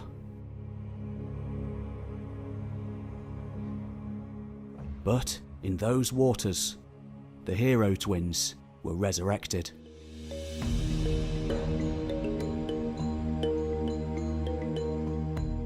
When the gods of death confronted them once more, the hero twins demonstrated their powers by decapitating each other and raising themselves back to life. When the gods of death demanded that the same trick be done on them, the hero twins chopped off their heads too, but this time declining to bring them back to life.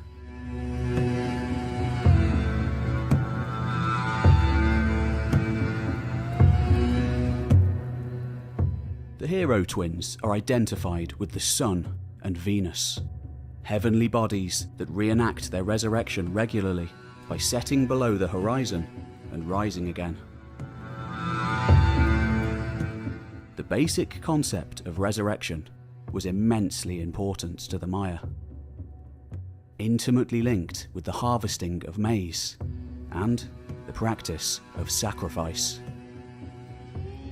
The story also highlights the dualism that was a huge part of the Maya belief system: good versus evil, life versus death, and day versus night. The forces of good bring the rain and make the crops grow. The forces of evil bring famine and misery.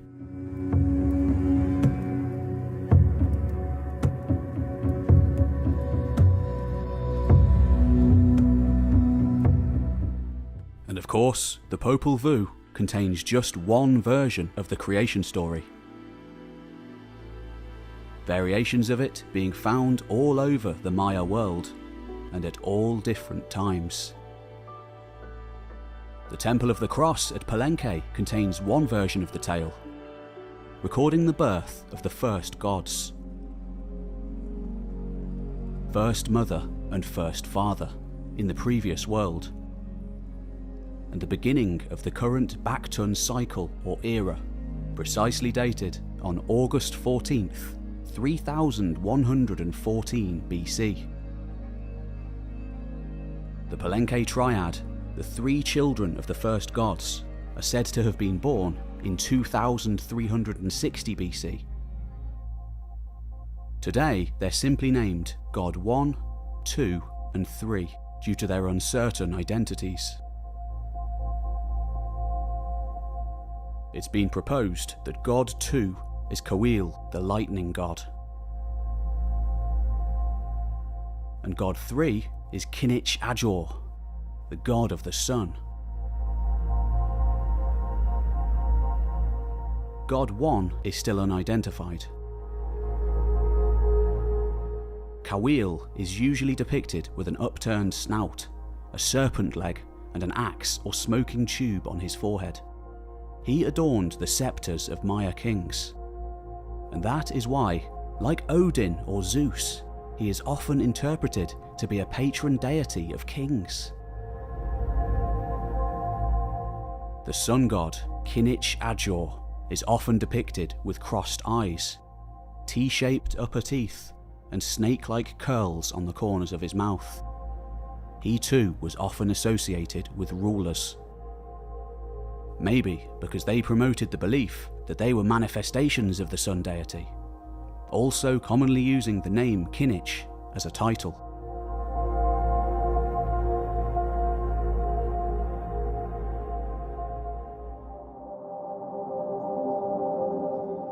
A version of the creation myth from the Popol Vuh is even seen on architecture during the pre-classic at El Mirador, where a carved panel has been found depicting the hero twins swimming into the underworld to retrieve the decapitated head of their father.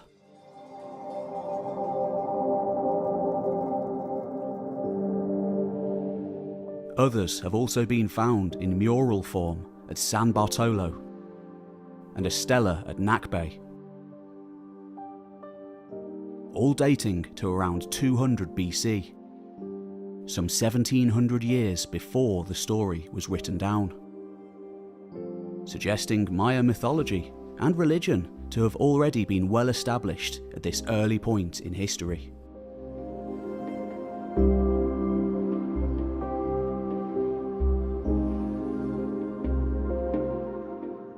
And at El Mirador, the architecture of the city itself is immensely important too. With huge causeways for pilgrimage lining the centre and peripheries of the city, and certain areas only being used for ceremonial purposes. Pilgrims from far away only adding to the splendour of the city with offerings as well as trade goods and information. Indeed, almost all Maya cities appear to have been constructed according to a specific conception of the universe. In other words, the buildings were set up as symbolic representations of cosmic order. Though, as time went on and more structures were added, the original representations were often obscured. The purpose of these associations was probably to offer a feeling of security that the people were living in a sacred and properly ordered society.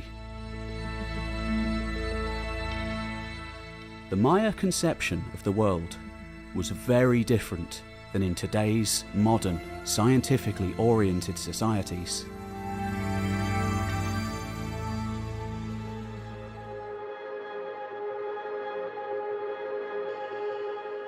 They saw the Earth as composed of several layers, the three main ones being the domain of people, the celestial realm of the sky, where the high gods lived, and the underworld, where the lower gods held sway.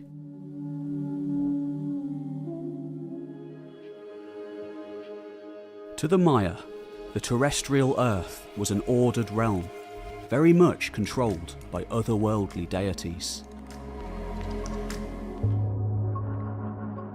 Having no clear distinction between the natural and the supernatural, they believed an invisible sacred quality called Ka inhabited all physical objects, including humans and animals. Many of the gods would manifest themselves visibly in things like the sun, moon, stars, lightning, and rain.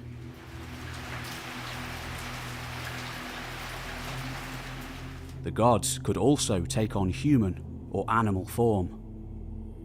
Both humans and animals possessing something called a Y, usually interpreted as an invisible spirit companion, often associated with a wild animal of the forest or the night, one of the most powerful being the jaguar.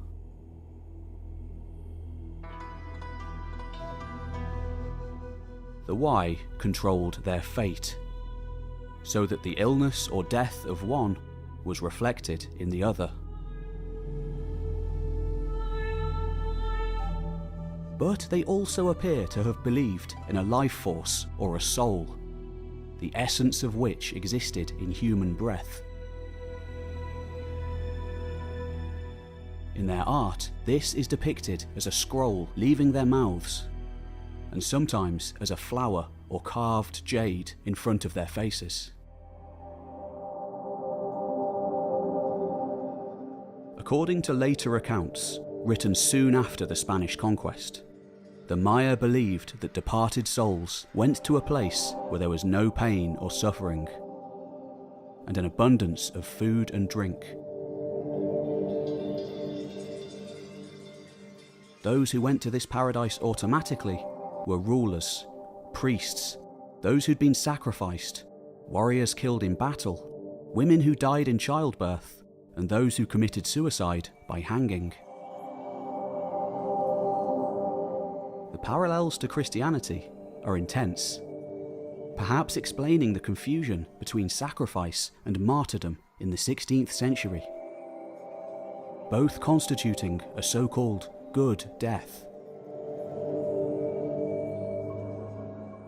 In this paradise of the afterlife, the sacred sabre tree grew. Under the branches, people could rest from their labours in the shade. A giant sabre, the Tree of Life, is also said to have grown at the centre of the world, supporting the sky. Widely believed to be a representation of the maize god Hun-Hunappu, a benevolent deity who had brought life into the world in the first place, fashioning the first people from corn, as well as continuing abundance and prosperity. Although the heavenly bodies of the night sky were believed to be deities, the Maya nevertheless knew these sky wanderers, as they called them, had predictable patterns of movement. That's because the job of these gods was to maintain the world order and the cycles of time. They would only do so, however, as long as humans behaved properly, performing the appropriate rituals. Without modern instruments, the Maya were able to achieve great accuracy in their measurement of the cyclical movements of the heavenly bodies. They did this by obtaining clear sight lines to points on the horizon from hilltops or tall buildings, like observatories such as the Caracol at Chichen Itza. Astonishingly, these Mayan proto-scientists calculated the solar year to be 365 days, even realizing this number to not be exact. But as far as we can tell, they did not correct this with leap years or another system. From what we can tell, the Maya were the only pre-Columbian American society who used a fixed point in time from which to count their chronological records, possessing a highly accurate mathematical system. The Romans had never learned of the concept of zero. Their entire numerical system counting upwards from 1. The Mayans, on the other hand, mastered the zero very early on, possessing immensely advanced mathematics. Perhaps the most famous example of this being the long count, or Great Cycle, a numerical record counted from the presumed date of the creation of the present world, precisely counted as 3114 BC, to its end on December the 21st, 2012. Far from there being an expectation that the world would end at the termination of every long count. Rather, it was widely thought that there had been many cycles before the world of the classic Maya, and there would be many after.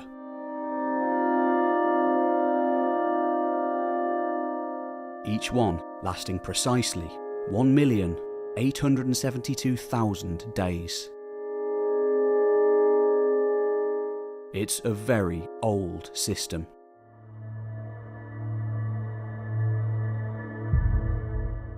The very earliest long count has been found as far back as the Middle Pre-Classic, and the latest at the city of Tonina, coinciding with the collapse. There were shorter cycles too, which dictated more regular daily affairs, just as the long count dictated the affairs of gods. The Baktoon was 144,000 days long, the Katoon 7,200 days, the Toon 360 days, and the Winal 20 days. At all levels of Maya society, a variety of rites and ceremonies were performed. Archaeological evidence suggests that families performed bloodletting rituals and gave offerings to the gods, which were believed to be filled with ku. They had ceremonial feasts, burned incense, and venerated their ancestors. But in their communities, it was the shaman who was believed to be capable of reading the will of the gods and communicating with them through divination. Shamans had knowledge of the calendar and the ability to predict the coming of the rainy season, so that farmers knew when to plant and when to harvest. More often, shamans had knowledge of illness and could appeal to the spirits to heal the sick. Some of them seem to have been credited with the ability to leave their bodies and go on journeys into the spirit world. Using narcotics, hallucinogens, and other psychotropic substances to induce altered states of consciousness as part of these divination rituals.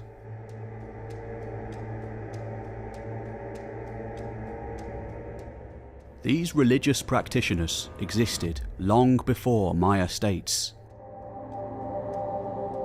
and long after too.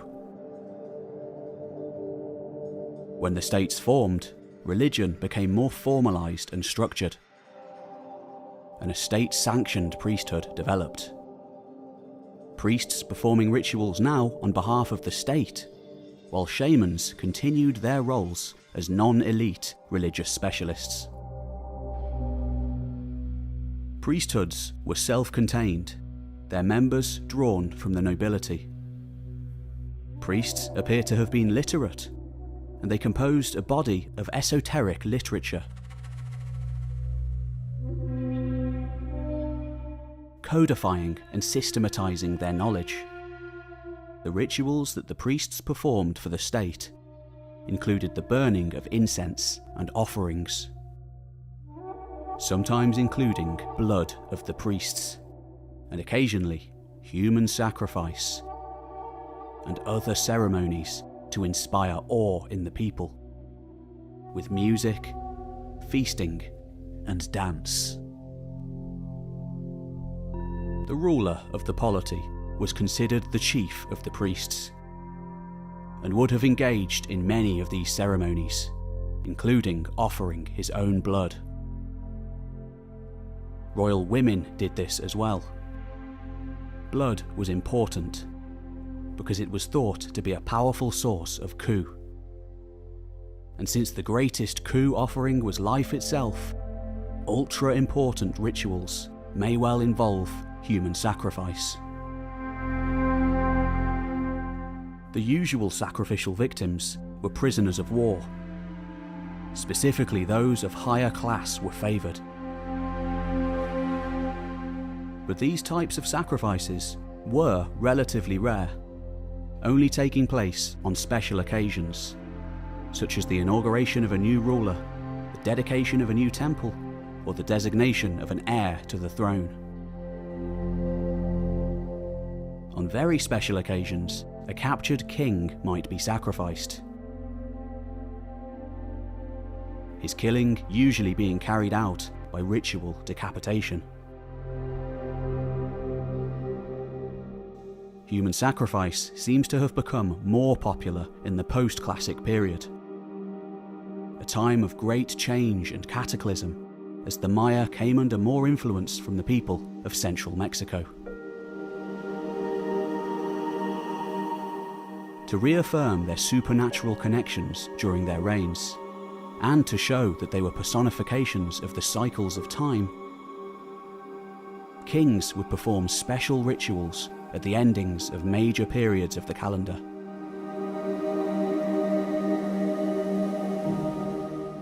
Public occasions that included feasting, dancing, and entertainment. During these events, the ruler would recall the original creation of the world by the gods, back in 3114 BC. But of course, all things must come to an end.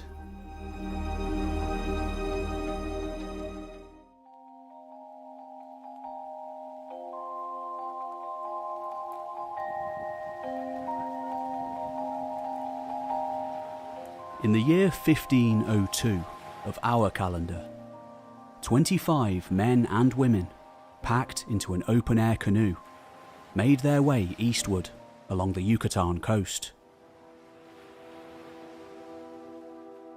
Carved from a single massive tree trunk of mahogany or cedar, the vessel was 8 feet wide in the middle and very long. At the centre, under a palm-thatched building, sat the owner and his family. A rich Ekab merchant carrying a cargo of pottery, dyed clothes, copper axes and bells, a foundry, wooden swords hewn with obsidian, and of course, the currency of the Maya world, cacao beans.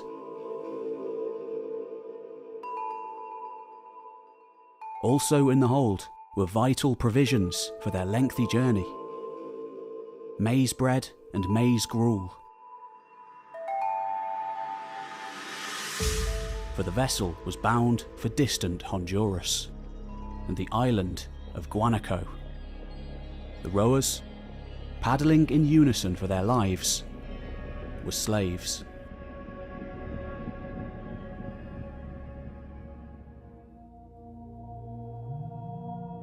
Then, one day, as sunbeams sparkled lazily on the azure ocean, impossible sights began blurring into view. Way out, off on the horizon, mountains towered on the water, growing ever larger.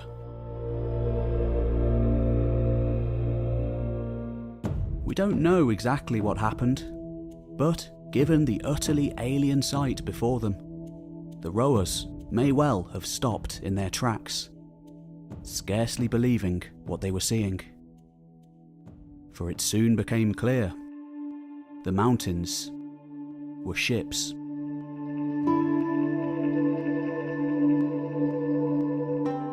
Before long, a strange meeting took place between the two vessels, some of the crew even being invited aboard by the newcomers.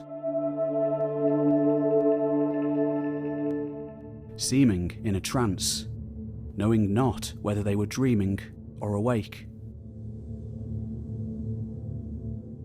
Soon enough, though, their world would irrevocably change.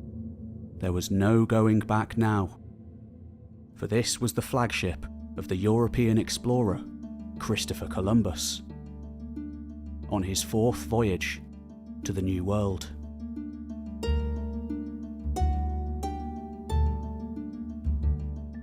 His 4 vessels packed with gold-hungry sailors, now mentally and physically exhausted from persistent storms. Columbus still sought a passage to distant Cathay or Japan, where his fortune would be made. For him too, the curious meeting had been completely unexpected. Shocked at the ease with which the Indians were brought aboard his flagship, he was pleasantly surprised when suddenly they objected to inspections of their clothing. Seeking to protect their modesty, he assumed. Despite their savage appearance, they might make good Christians.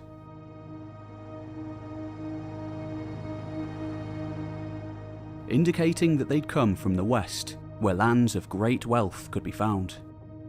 Many of Columbus's crew would be back, but not yet. His destination then was Honduras, seeking to find a passage through the continent to China and the Spice Islands beyond. Ultimately, he would fail, marooned and ruined on Jamaica. By 1506, he was dead. As for those Mayans, some were taken by the Spaniards as curiosities. Others, no doubt, went on their way, forever changed. Word slowly spreading of that strange meeting by the sea.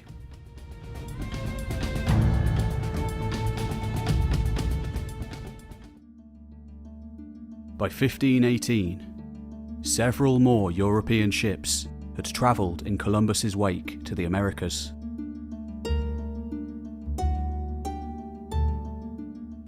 Yet, the mainland was still largely a mystery.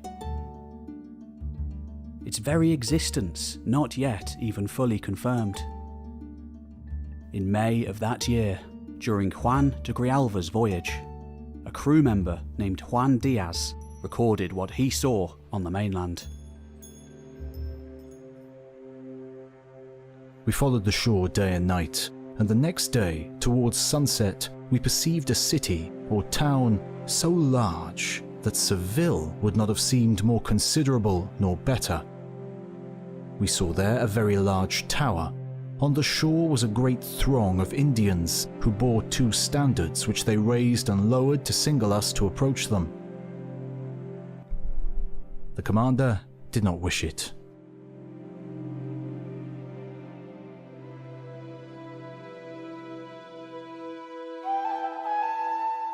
Whether word had already arrived at the settlement, we don't know. But we do know the likely candidate for the town, one of the most significant of its day.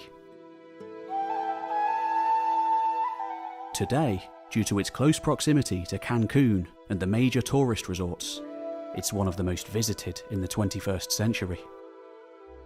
We know the place as Tulum.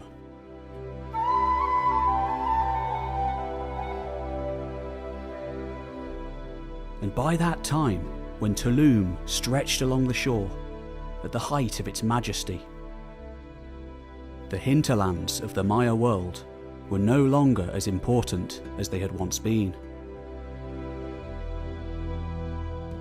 Burgeoning trade routes on the sea, now connecting the Yucatan all the way from Tabasco in the north to Honduras and beyond in the south, forging unique art styles in this Gulf of Mexico sphere, seen at places like Jaina Island, with its interesting statues.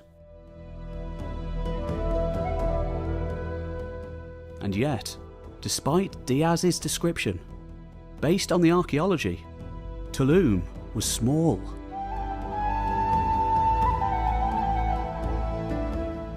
Though it did have a tradition of building temples, creating murals, and even using hieroglyphs, the town itself likely only had a population of around 1,000, arrayed around a single street, protected by a boundary wall.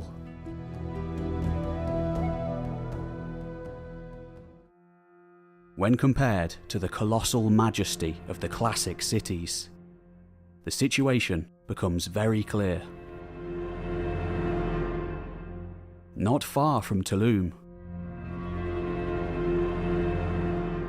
deep in the interior forests of the western Yucatan, stands the powerhouse which once ruled this land.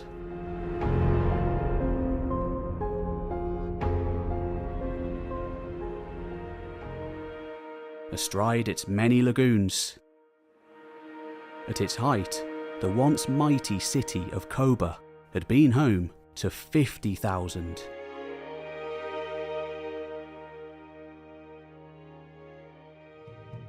and though it was still inhabited by that time, only being entirely abandoned by around 1550, a mere fraction of its population still sheltered in the massive ruins. Maintaining temples and worshipping in the ritual spaces of their ancestors. Koba was mostly a ghost town, religious shrine of those with long memories.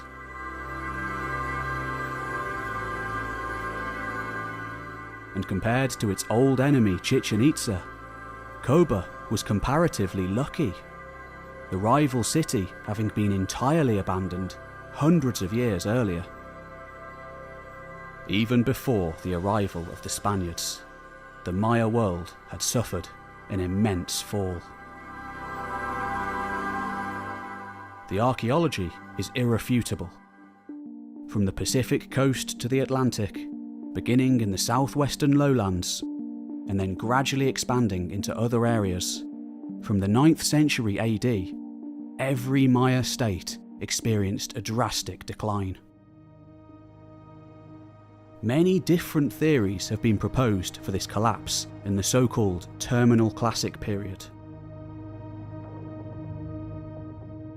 But it appears that no single reason can fully explain the cataclysm.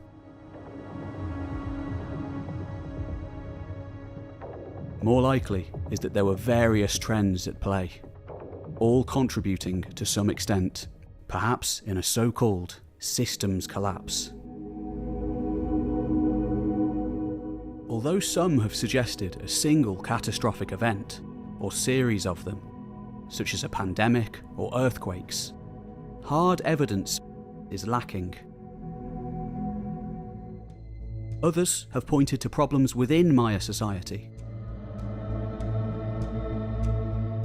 citing overpopulation or increased competition between the states, which led to more power struggles and war, thus undermining the concept of divine kingship.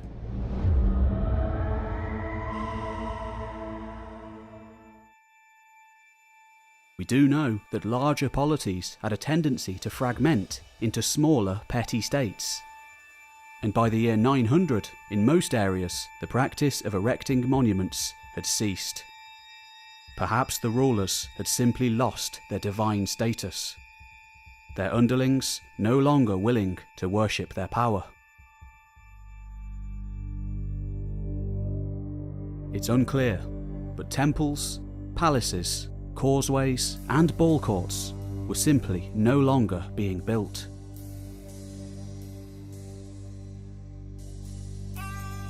The production and distribution of luxury goods all but disappeared. Archaeology tells us that environmental problems such as deforestation, soil erosion, and drought were occurring, almost certainly contributing to the decline.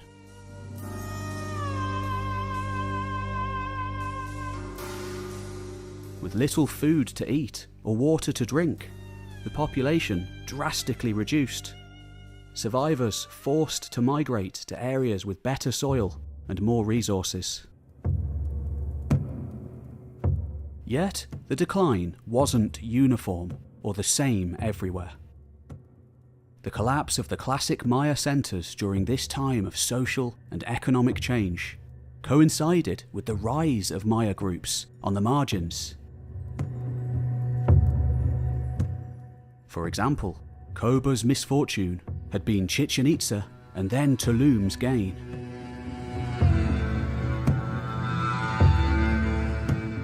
Just as the jungle reclaimed Tikal and Calakmul, other cities to the north entered their golden age.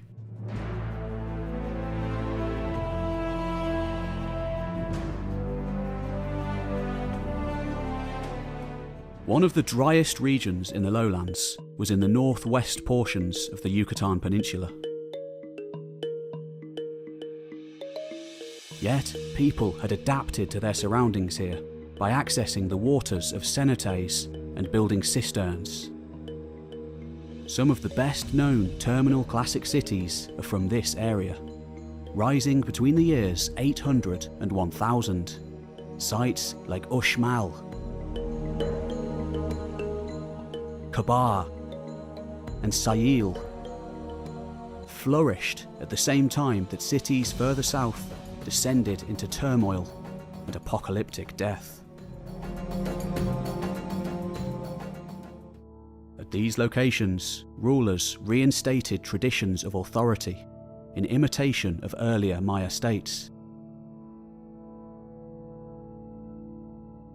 But they also seem to have learned from the mistakes of their predecessors in holding back from fully centralizing.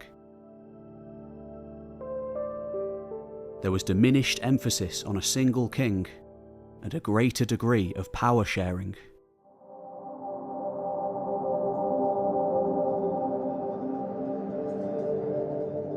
But as the terminal classic period closed, perhaps as the age-old issues with the environment resurfaced, even these cities would come to an end.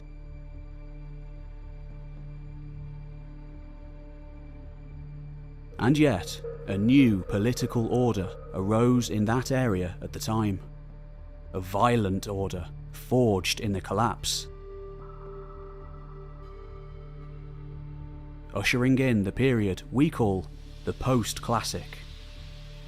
The dominant power in the region at that time was the polity of Chichen Itza, which reigned supreme from the terminal classic up until around 1100.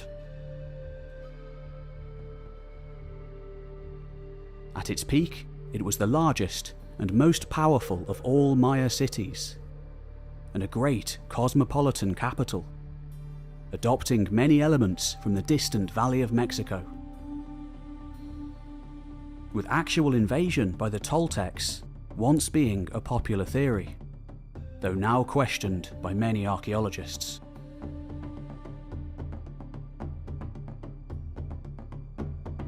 Toltec or not, Chichen Itza's architecture and art certainly combined that of traditional Maya heritage with other styles from throughout Mesoamerica, especially the Gulf Coast and central Mexico.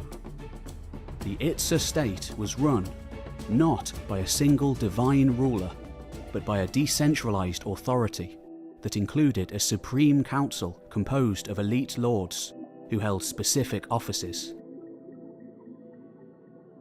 They promoted a religious cult based on the worship of the feathered serpent god, Kukulkan, known and worshipped in central Mexico as Quetzalcoatl. The religion's ideology was a clear departure from the divine ruler cult of times past, transcending all the linguistic and ethnic divisions that had characterized the old order, and promoting an interchange of ideas across Mesoamerica.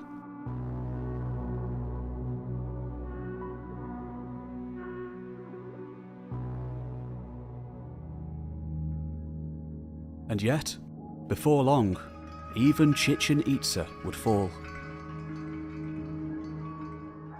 Again though, from the ashes, another state would arise, forged by leagues of ruling elites. This was the age of Mayapan. Perhaps the last of the truly great cities of the Maya.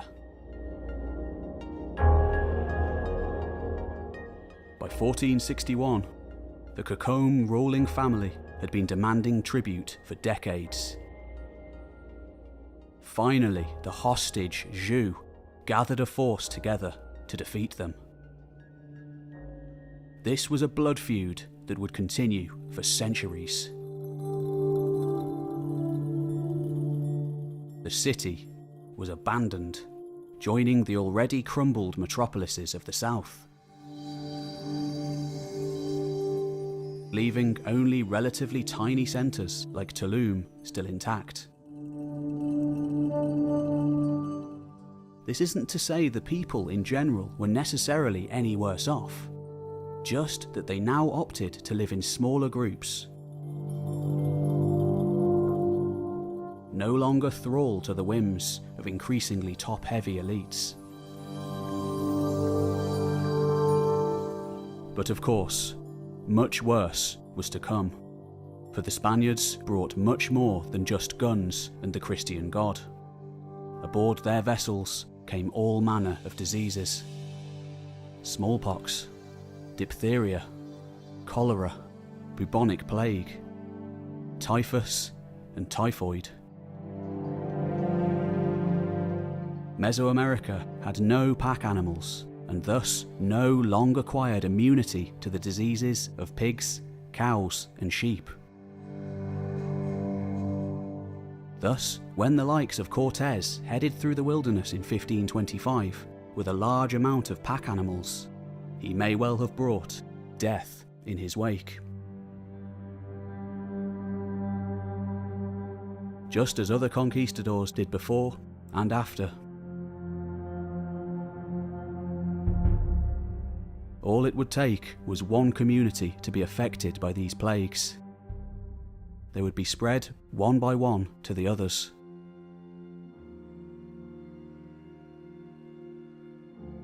It's thought in total as many as 90% of people in the New World may have died from such diseases.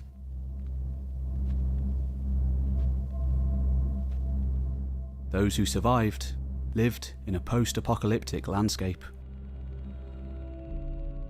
With their forced conversion and destruction of their old ways, it was a world without memory, history, or meaning.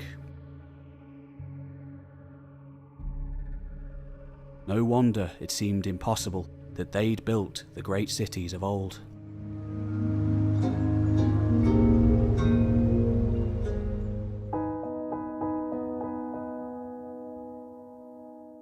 After hundreds of years of slavery, in 1761, underlying tensions finally exploded, and the colonial city of Valladolid was ravaged by a Maya army from the hinterlands.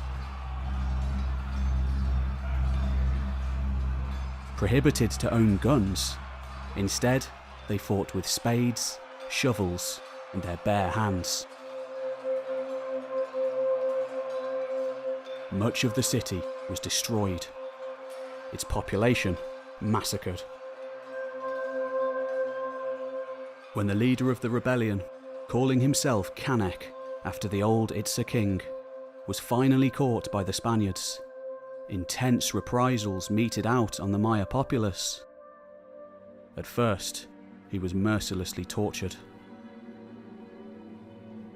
Afterwards, he was hanged, and whilst still alive, drawn and quartered.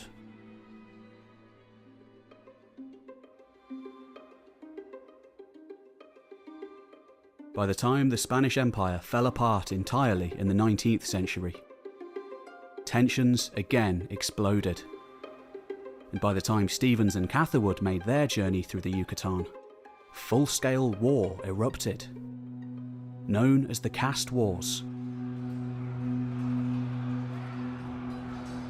Only ending more than 50 years later, in 1901, with the capture of the Maya capital, Chan Santa Cruz, by which time some 250,000 people had lost their lives. Many of them Spanish settlers, a huge percentage of the overall population. Skirmishes continued until 1933.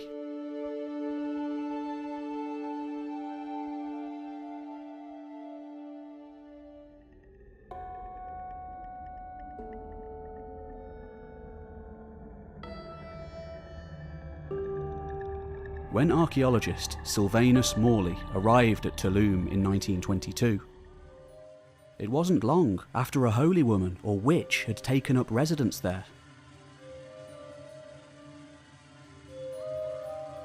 For the Maya, finally free from Spanish rule, were again able to practice the ways of their ancestors. the cult of the speaking cross, heretical to hardline Catholics, holding immense importance.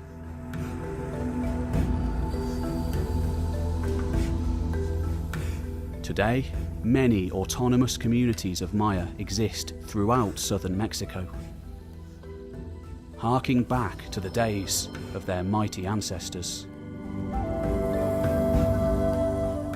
Having, against all the odds, survived the test of time.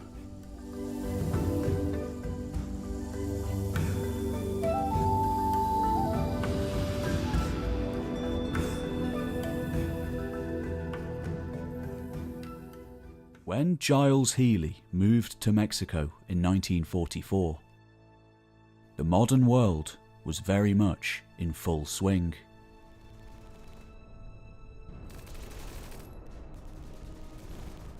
Catastrophic technologies of mass death, implemented all over the globe in the horrors of the Second World War. In comparison, the forests of Central America must have seemed a different planet. Like heading back in time to antiquity.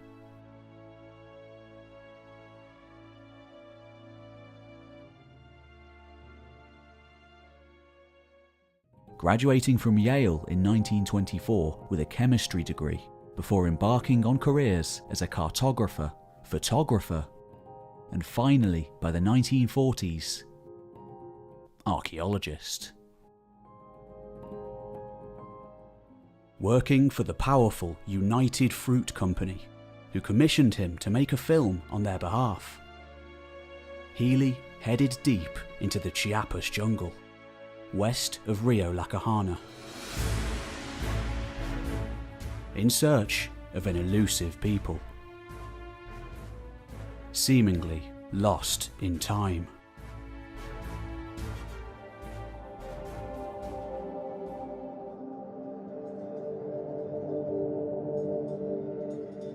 Over the next 2 years, not only would Healy find the Lacandon Maya, but befriend them, bringing many gifts of hunting rifles, ammunition, clothes, food, and medicine. In return, they guided him to the sacred sites of their ancestors, many of which, like Yaxchilan and Bonampak, they treated and still treat with immense respect, believing them to be the dwelling places of their gods.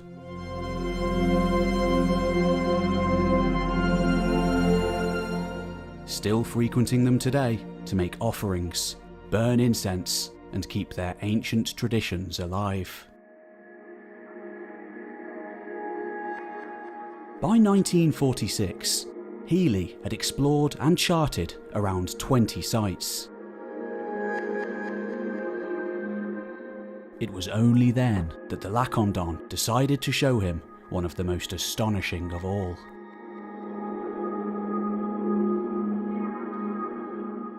At Bonampak, where access had previously been refused to white men, Healy ascended the main temple complex. Approaching a building on the lower temple platform, he could see 3 separate entrances, all opening into individual rooms. Upon entering one of the rooms, at first all was dark. But when illuminated by torchlight, he could scarcely believe his eyes. All around him, coating the walls, were exceptionally preserved murals.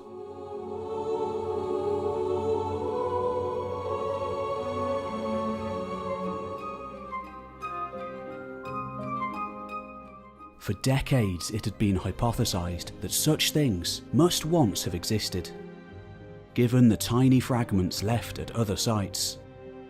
Hints of paint just giving a tiny idea of what glories might once have existed.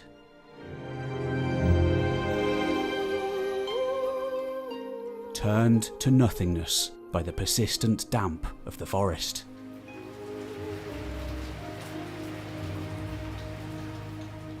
But here, at Bonampak, due to the unusual conditions within that building, and perhaps the reverence for the place meaning it was left undisturbed, elaborate frescoes, completely unique and unprecedented in their state of preservation, have survived. Dated to the very height of the classical period, between around 790 and 800 AD. The work is thought to have been achieved during a single session. Masterminded by a genius artist perhaps, a Mayan Michelangelo.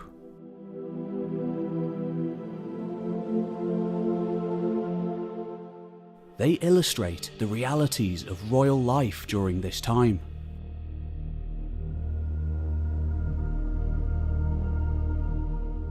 The first room shows the presentation of an heir to his people, and the celebration of his acceptance, complete with naked sacrificial victims arrayed all around, blood spouting from their removed fingernails.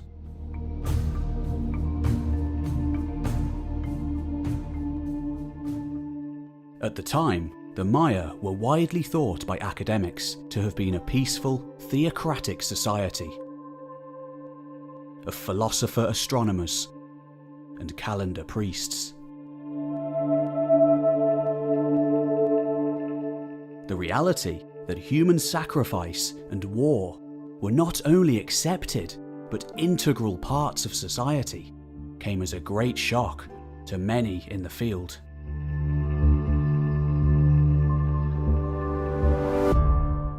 Esteemed Mayan archaeologist Sylvanus Morley, one of the giants in his day, who'd named Bonampak in the first place, simply refused to believe it.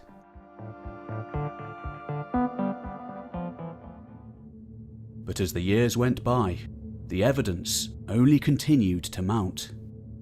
The Maya were taken down from their pedestal. Like every other culture in the history of the world, they were human after all. Warriors and philosophers, astronomers and adherents to blood sacrifice.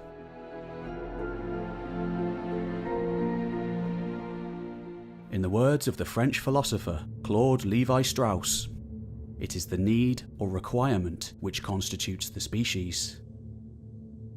Or, in other words, those of the 16th century priest Bartolomé de las Casas. All the world is human.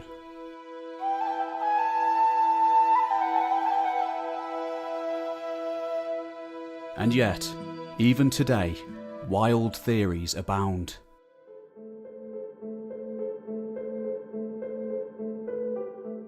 The likes of ancient aliens and ancient super-civilizations arguing the Maya couldn't have built their civilization on their own.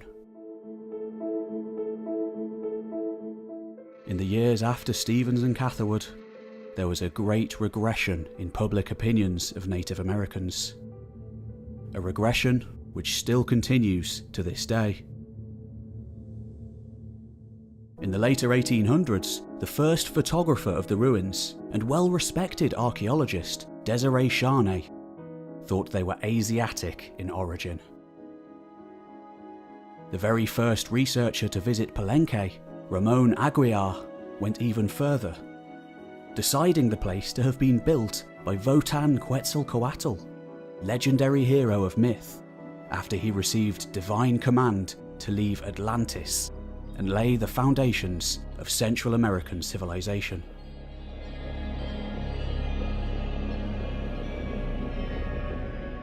And yet, in over a century of research and discovery, despite pseudo-archaeological claims to the contrary, no evidence has ever been found of Mesoamerican contact with people across the ocean.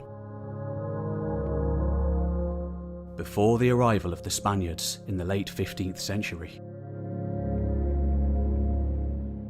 Instead, the vast amounts of evidence concretely indicates a purely indigenous cultural development.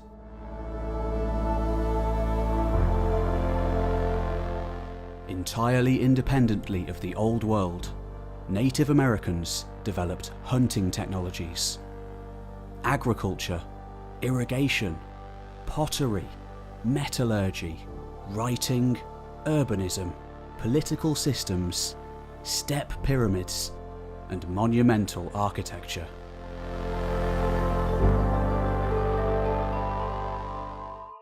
Even if a stray fisherman or merchant landed on American shores at one time or another, these occurrences simply wouldn't have been enough to affect the overall trajectory of cultural development. Any evidence of this, or larger incursions, is completely lacking.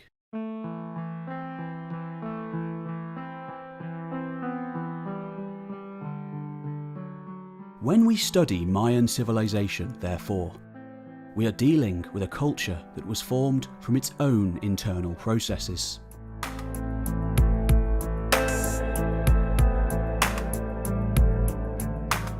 Certainly shaped by contacts with neighbours, but these were local interactions, not globe-crossing distant ones.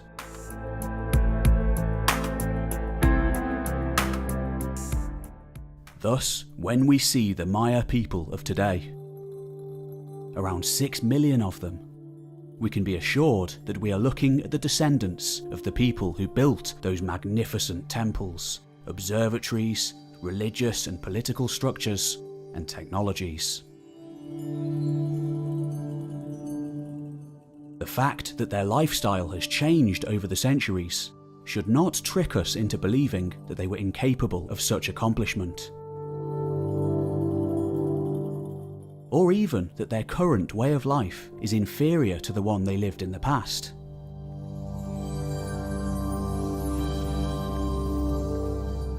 Despite the immense changes of the last 500 years, many of the old traditions have survived into the present, including beliefs about marriage and kinship, cultivation of crops, crafts and the production of goods, beliefs, rituals, dances, and perhaps most importantly, their spoken language.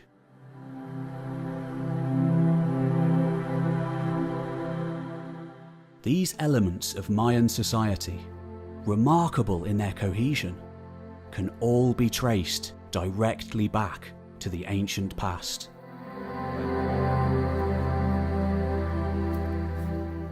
Unlike most other indigenous groups, who ended up being scattered over the years after the Europeans arrived, the Maya are still a largely homogeneous group, found in one region. The Yucatan Peninsula, Belize, Guatemala, the western parts of Honduras, and the Chiapas and Tabasco regions of Mexico. One unbroken area.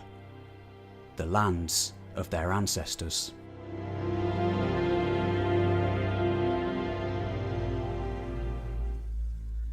In the past, it was common for Europeans to belittle the Maya, the same as other indigenous Americans, decrying their pagan practices and religious rituals as barbaric, often to justify conquest, colonialism, and conversion. Christian priests and missionaries accompanied every Spanish expedition to the New World, because the legal and moral justification of the conquest came from Christianity. During the long, protracted, and violent takeover of the Yucatan by the Spanish, which included the extraction of countless indigenous people into slavery, Christian missionaries endeavoured to convert the local populations.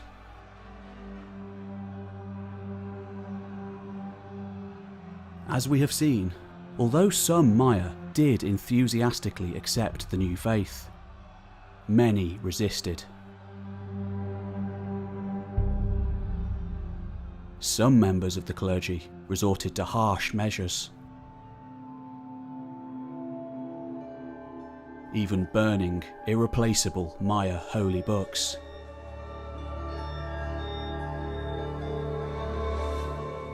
And as frustration increased over the difficulty in moving the Maya away from their indigenous religious practices, Spanish elites began to argue that the Maya people needed to be forcibly converted.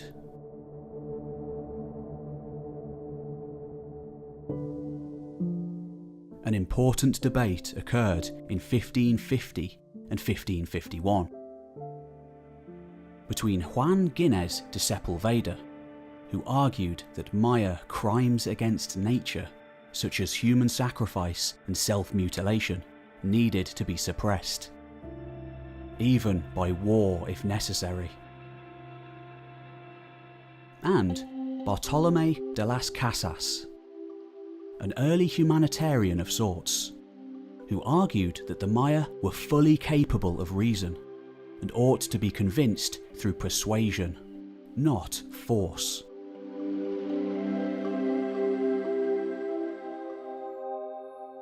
No clear winner of the debate was determined, but the Spanish continued their efforts to Christianize the population, while the Maya, even when they accepted the new faith, often held tight to many of their own traditions and symbols. It's important to note that though today we regard human sacrifice as immoral, in the same period when the Maya were practicing it, in Europe, thousands were being burned alive on stakes for heresy, undergoing all kinds of tortures and protracted executions in the name of religion. Executions that would only become more common with the witchcraft trials of the 17th century.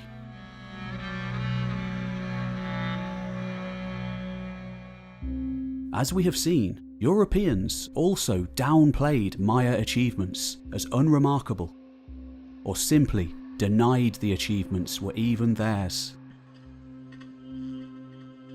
There are many today who continue to do this, claiming that a more advanced culture from elsewhere was responsible for the greatness of Maya civilization,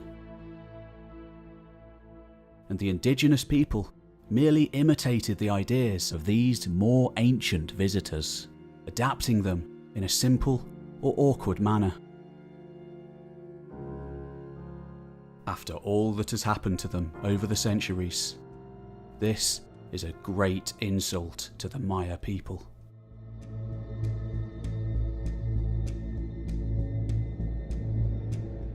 Over the centuries, researchers have gradually come to understand that Maya civilization is not any more fantastical or mythical than any other.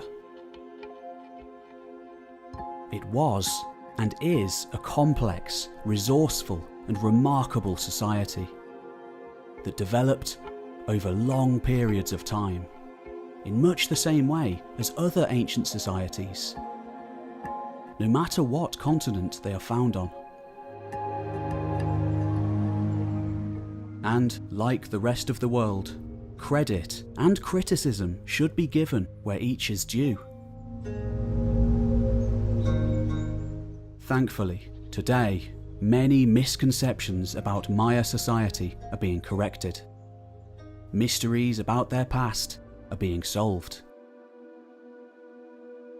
And more hard evidence is being collected to shed light on this fascinating culture.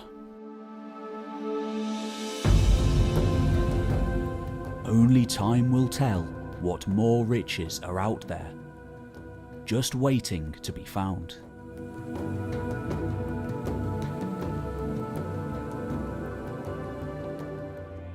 You've been watching History Time. As always, I'm your host, Pete Kelly.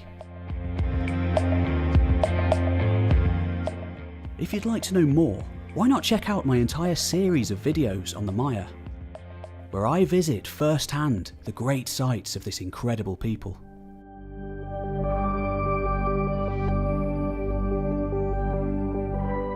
It's a playlist I'll be adding to for many years to come. I still have many more cities to visit. Don't forget to like and subscribe if you enjoyed the video, and why not leave a comment to help the algorithm. Thanks for watching, and I'll see you next time.